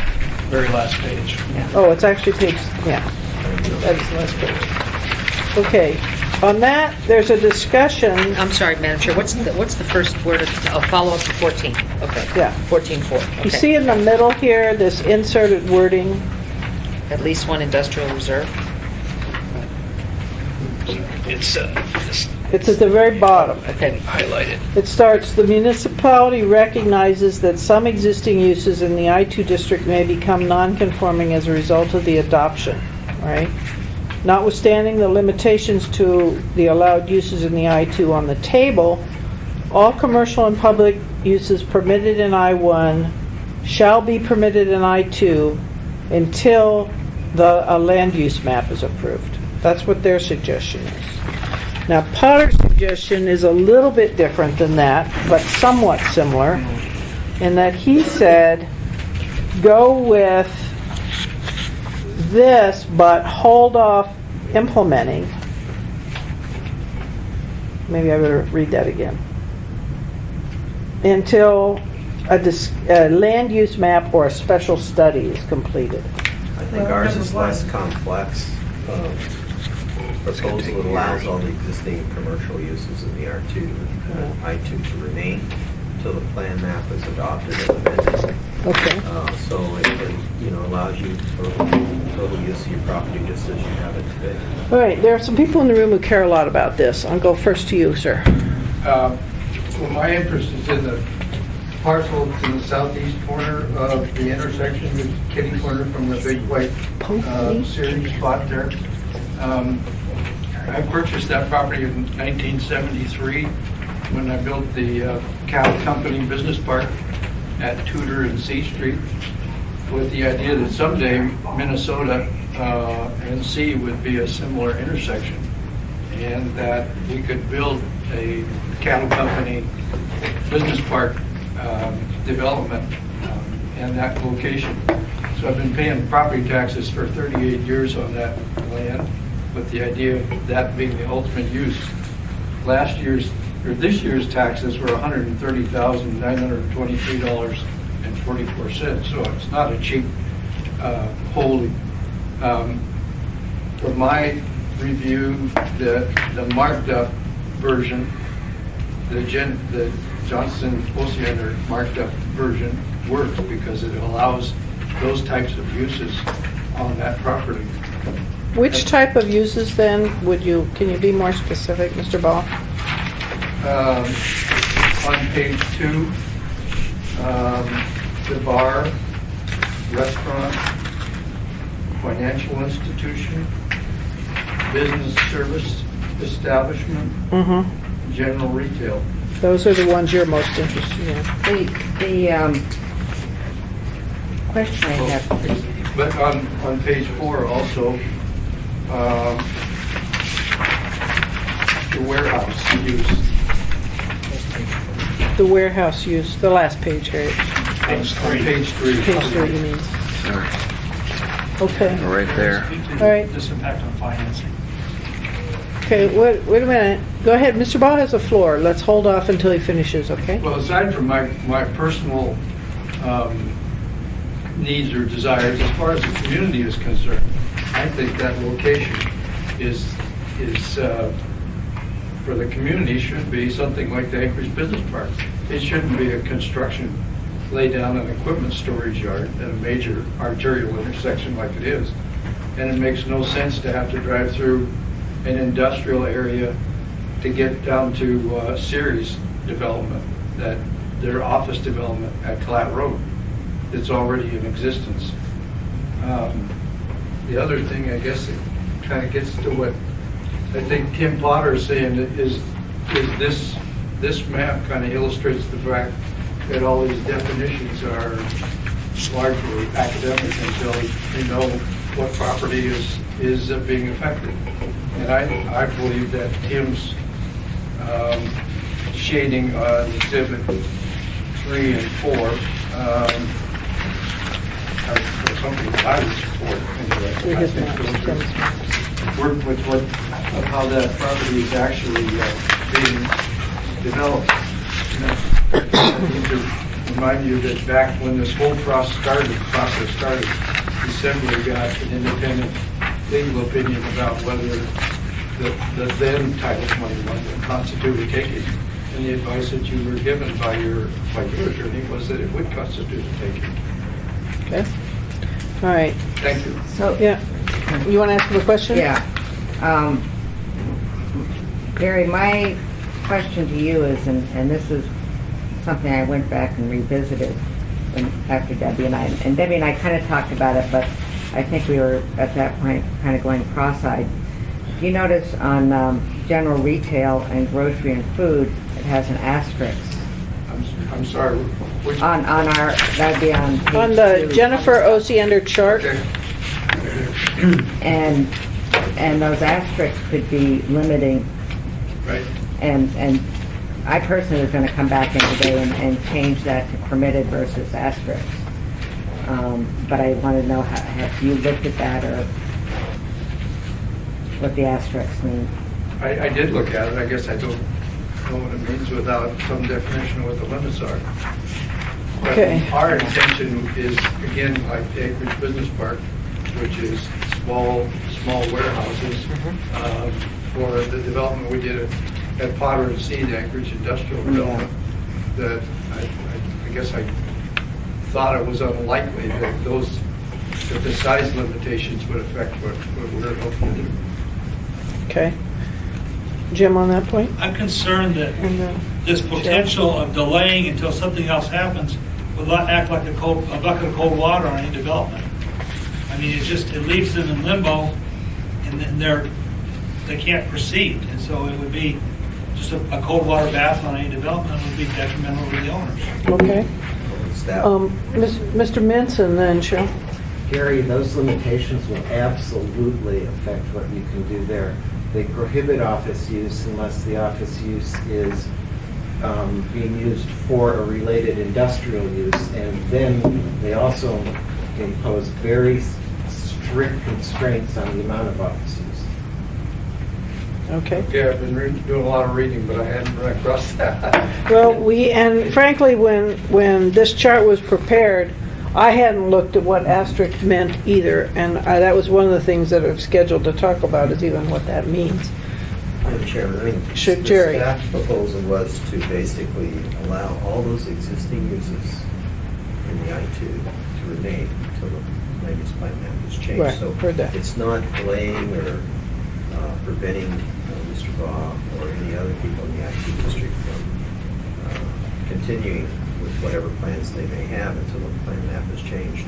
This intersection that Mr. Potter brings forward, we've been looking at it for quite a long spent a lot of time. time working. And this intersection with 100 being improved, with the access to Bay Shore, is a retail intersection. Okay, Cheryl. I feel like we're giving away the farm on compact development with the proposed changes. And I would urge you to go with staff's recommendation. I don't know if you actually said this out loud, but Tim has it in writing. Leave the I-1 and I-2 zoning districts as currently adopted until you get your land use plan map up and going. Because otherwise, these are huge changes for the character of the city and its transportation system. And I think Okay, it's too that's big not to what make staff around the is table. recommending. Staff doesn't want that, Cheryl, just to clarify. It seems to me that Tim and staff are not that far apart. Right. That's what I was going to try to get to. Thank you. That, I think what everyone's saying is that these are radical changes in the uses for the I zones. And that rather than come up with new tables right now without making specific reference to where the different area, how the different pieces are going to be affected, it isn't a wise way to proceed. So when Tim says, the currently adopted, he means the existing Title 21. He doesn't mean provisionally adopted. No, I know. Okay, so I think what everyone's saying is leave I1, I2 alone until we can come up with a map that shows where what uses will be. Okay, I don't think that's what I'm hearing from staff. So I wanted to clarify that, but Jennifer's first. Actually, let's clarify that. My Okay. my question Proposing about adopt the finding. table, leave the I-2 in place, all the allowed uses until the plan maps change to affect those properties, Okay. whatever they might be. Jennifer, what I'm hearing is there is agreement to not implement this until we have the land use map. Right. All right. The difference is staff would like the table as they've prepared to be kind of the de facto in place until we adopt the land use map. And then the alternative that Potter talks about is the Johnston-Osiander table be the one that's de facto in place until the land use plan map. And the other option that Bob talked about was leave the current everywhere in place until the land use map is, and don't even talk about I1 and I2 uses. I think that there's problems with doing that. So maybe we could talk about that one first. My understanding is staff would oppose that. Am I correct? The idea in the opposition is to consolidate and put appropriate uses with synergies for each other. Yeah. in the appropriate There's location. too much of Chapter 5 of the specific uses that already mention industrial. It would require reserving a lot of the rewrite until the land use map. And this is the problem from day one on this thing. Everything is all connected and we've had to do it piece by piece. And the land use map is a very important part that's really hard. And we just kept pushing it down the hill. Go ahead, Bob. What's the difference between suspending the application of the table and not having it? The difference, oh, go ahead, Tom. I was going to answer, but you can. Well, it's easier to administer and for all parties to know what the uses are because we have the use types definitions of the rewrite in play, and basically we can translate all the existing uses from the current code, many of which aren't defined or aren't going to be used in the rewrite. We can translate that into the use categories of the rewrite, and everybody benefits. Whatever's shown as permitted or conditional use or wherever that is, wherever that falls, we strongly prefer that to fall into the language and the use types of the rewrite. The other thing For all parties' is, benefit. it's going to make, the land use plan map is going to be incredibly difficult. And if you hold out all discussion about allowed uses in the zone, if you don't define the zone somewhat, it's going to make it even harder, I think, to do the land use map. It's going to put so much on it that Madam Chair, we've it's been hard. working on the land use plan map for years now. Well, And- you have internally, Mr. Weaver. That does not mean the community has. And we have involved the community in the development of the map, so it's probably not going to change substantially. Mr. Weaver, our committee looked at the map, and I've said this multiple times, threw up its hands. We had a public hearing on it, and we got bombarded by specific property owners who took strong exception to it. I frankly have to admit a certain amount of relief that I'm not going to be on the assembly when the land use plan map is done. I think it is going to be hell. Pardon me. Madam Chair, I'm sorry, can I Yes. ask, when was that? The hearing on the land use map? Not this term. April 2006. There he goes. He Okay, knows. that's why I remember. Okay, I have a question. Yes. If Mr. Baugh wanted to develop his property, that white property on this Kitty thing, corner. today, with a business park-like development with a cattle company in it or whatever the He could. You could do that. Yes. Can't do that in industrial zone, can I? Currently, you Could he do can. anything? Could he do it? Yes. Yeah, you can do Should anything. get started tomorrow. It may get started. Okay. Get underway. Get underway quick. Okay. Let's No. know the doors are being Well, that's the served. problem with holding property for a long time. It's speculative development. You buy the property and you hold it for many, many years, waiting for it to be right. But if you're not using the property now, I mean, that's what the property taxes, everything's incentivizing you to do. Use the property now, not hold it and not use it. Okay. Well, regardless. So I mean, my question. Jennifer, go ahead. And I guess Bob maybe could answer this, I'm not sure. But as we're looking at these different approaches, We have and to I would tend to decide. probably go, I'm not sure. Which approach they can you want take to the bank? The, Or is there They any want that difference? Because that would be, financing would be an issue. If I were, I can understand the question for Bob. You know, it Because seems to me like if you have, I'm You don't fine. have it where it's gone. I understand that Yeah. you want to define this in order to have basis for it, but if you define it and you don't enact it, I think that makes it much more difficult from a lender's point of view, because you're asking for a loan based on what you can do today, but you already know that something very specific is in the offing where it may not be allowed. That's my concern. okay. This is hard. This is not an easy one. I personally think it's better to have something in line and not put everything off. But that's why we tried in this Johnston-Osiander chart to alleviate some concerns. Certainly, there would be the ability to come back when the land use plan map is implemented and revise the table. That possibility would exist.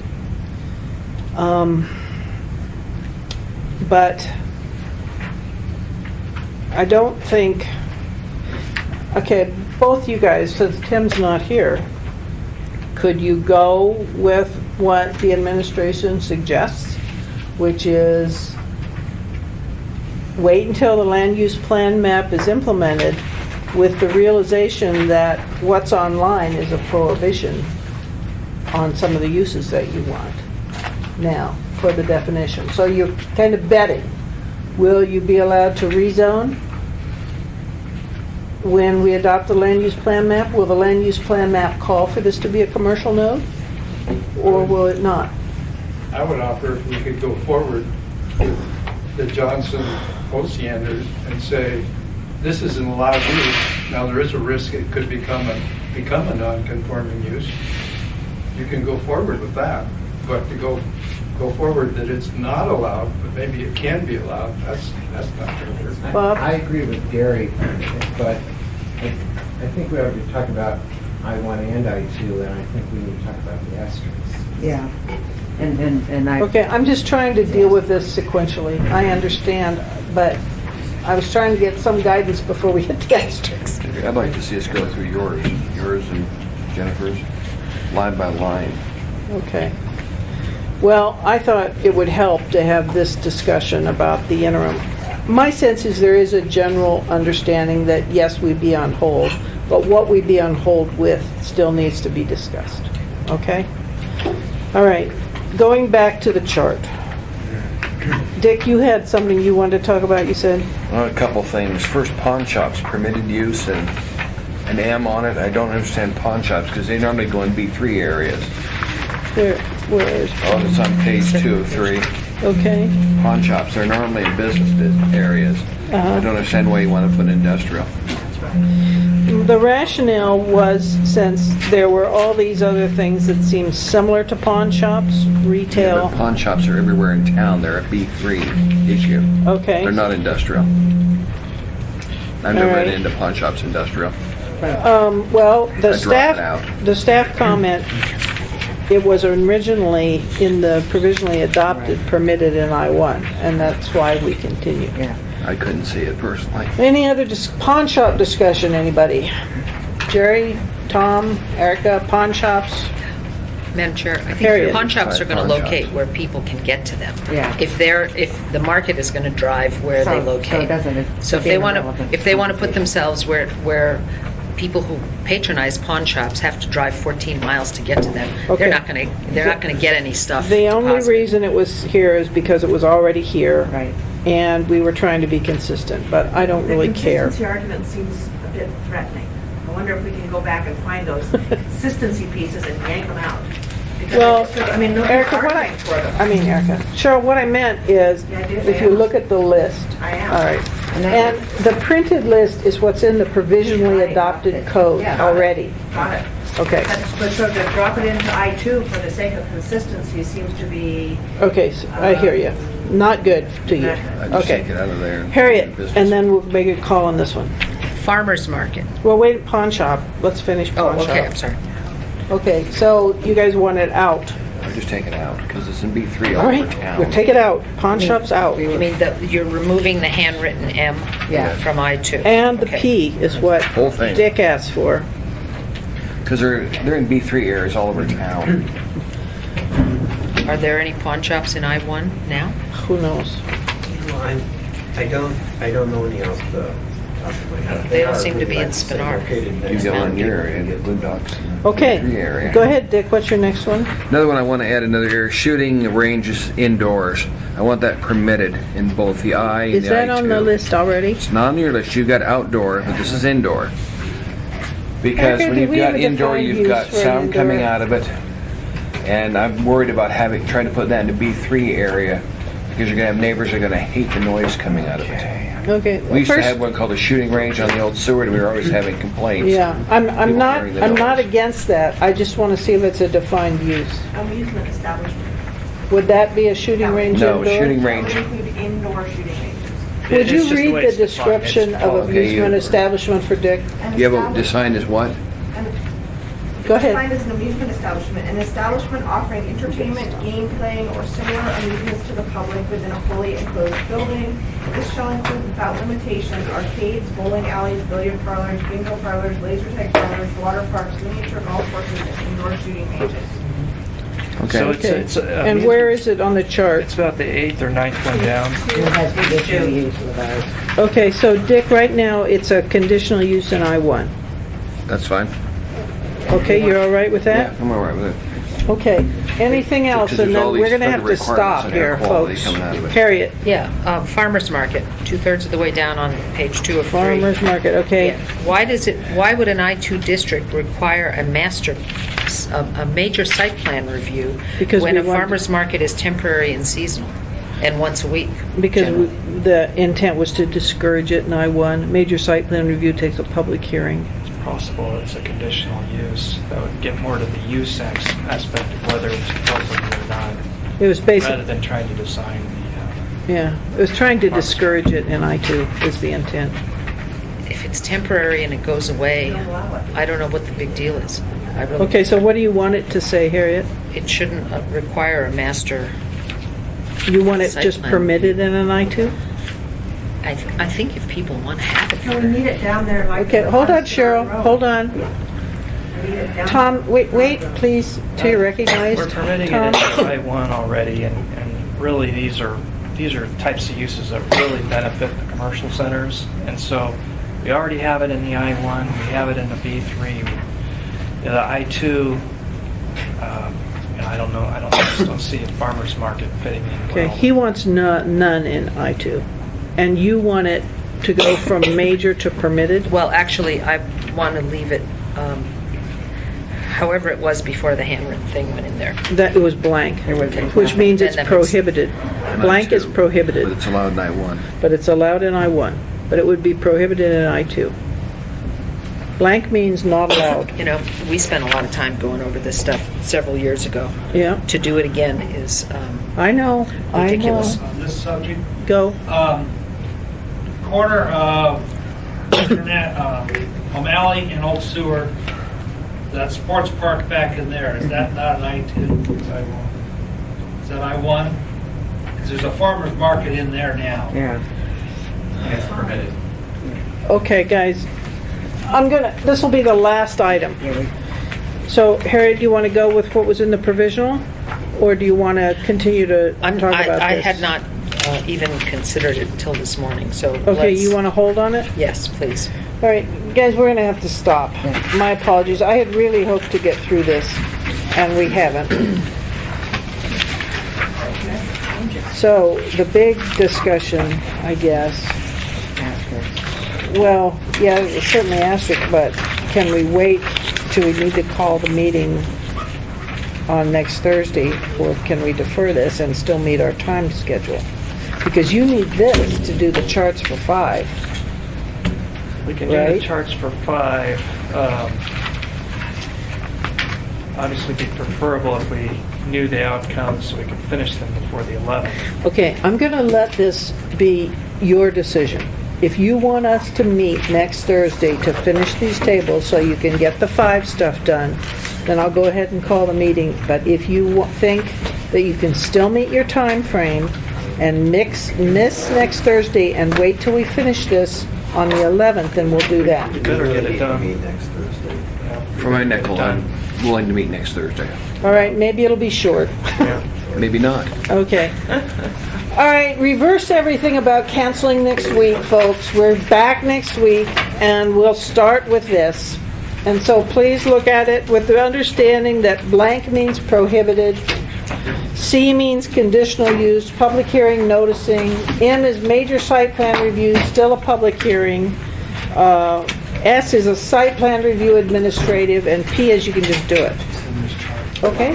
Thank you. Hi, Francis. Nice to meet you. I work for Jerry currently, so Meetings all day, there's let's do okay with just one, and then Okay. Thursday I'm on. Well, Thursday, I've got a household company, and including my 92-year-old dad, I can't walk, so this is real stressful for me too, but we need this done. Yeah, one gets, mine is cooking the tribal council. Okay. I'll just have to see what the agenda is and see if it's going to go. I'd appreciate it if I can. I think it'll be quick. Hopefully we're not going to go to the frustrated. All right, so one of us needs to tell Ernie, for sure. Are you going to see him? Were you informed that we are going to? Okay. Okay, line 1. These are all used to say aloud, or I 1. Oh, you're right. It's I 1. A lot of these folks are in fact, he's hired to represent several of them now. Well, I know, he's been dealing with this problem. With the same, provided however residential. So yeah, take that to note. I-2 is Thanks, coveted. you guys. Thank you, Debbie. Thank you. Get home and take care of your kid. Yeah, I'm not looking forward to cleaning carpets, but that's on my Hire agenda. a cleaning lady to come. We're pretty cheap and pretty broke. Just get the kids some money. Rather you ignore it.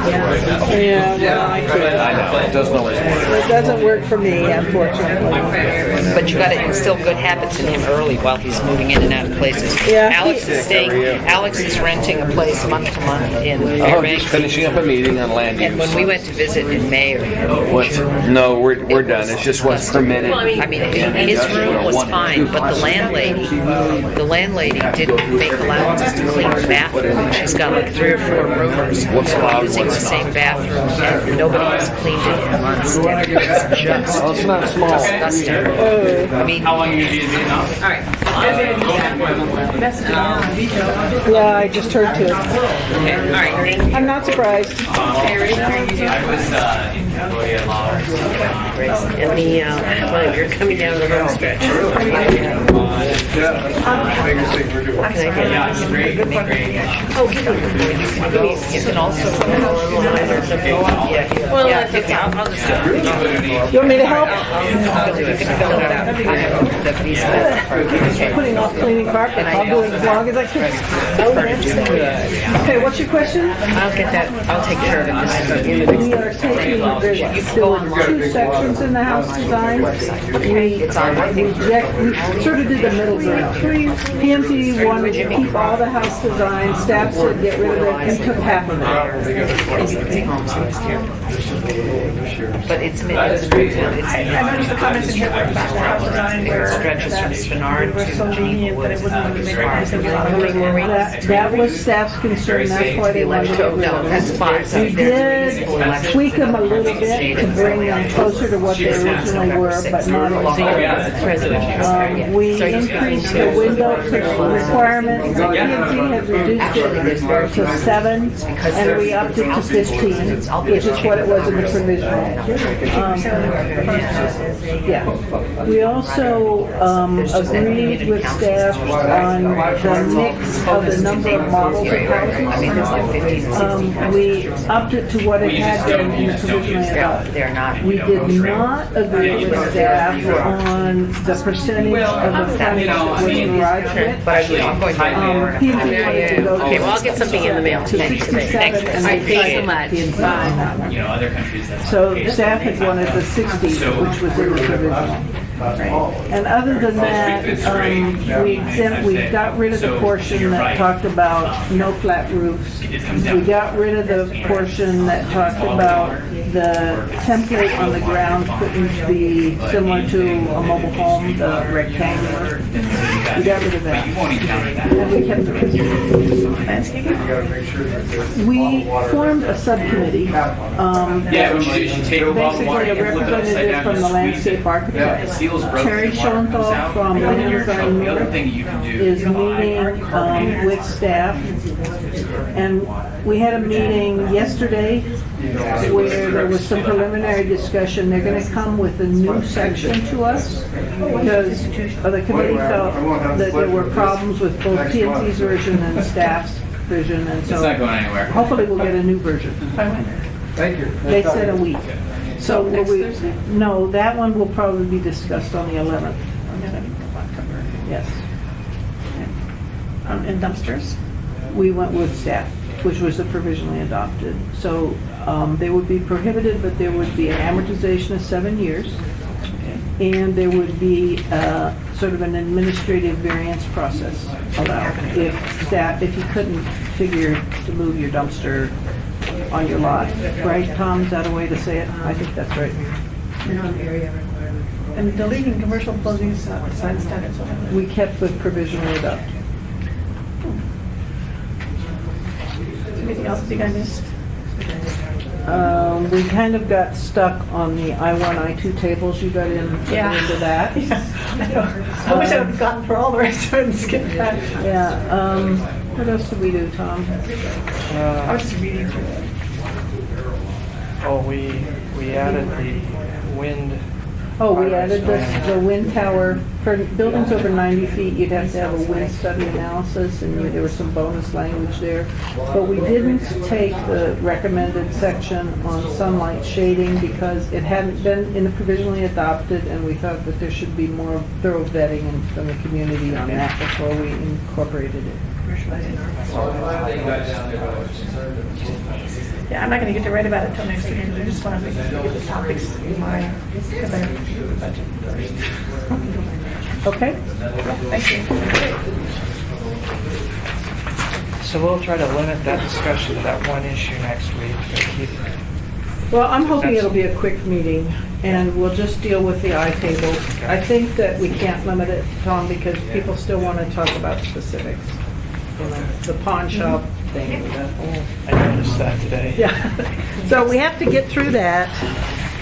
But, I mean, imagine if we had opened up the whole table, you know, all the zones, it would have been tear your hair out. But just, anyway, I don't know how else to deal with it. Okay, I don't think I need another. Can you keep all this information in your head maybe forever?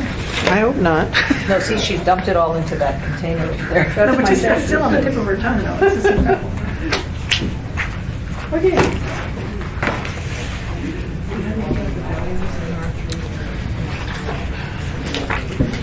I got homework assigned. I'm supposed to read about retaining walls. I don't know what the deal that's about. For the rewrite? I don't know what that is.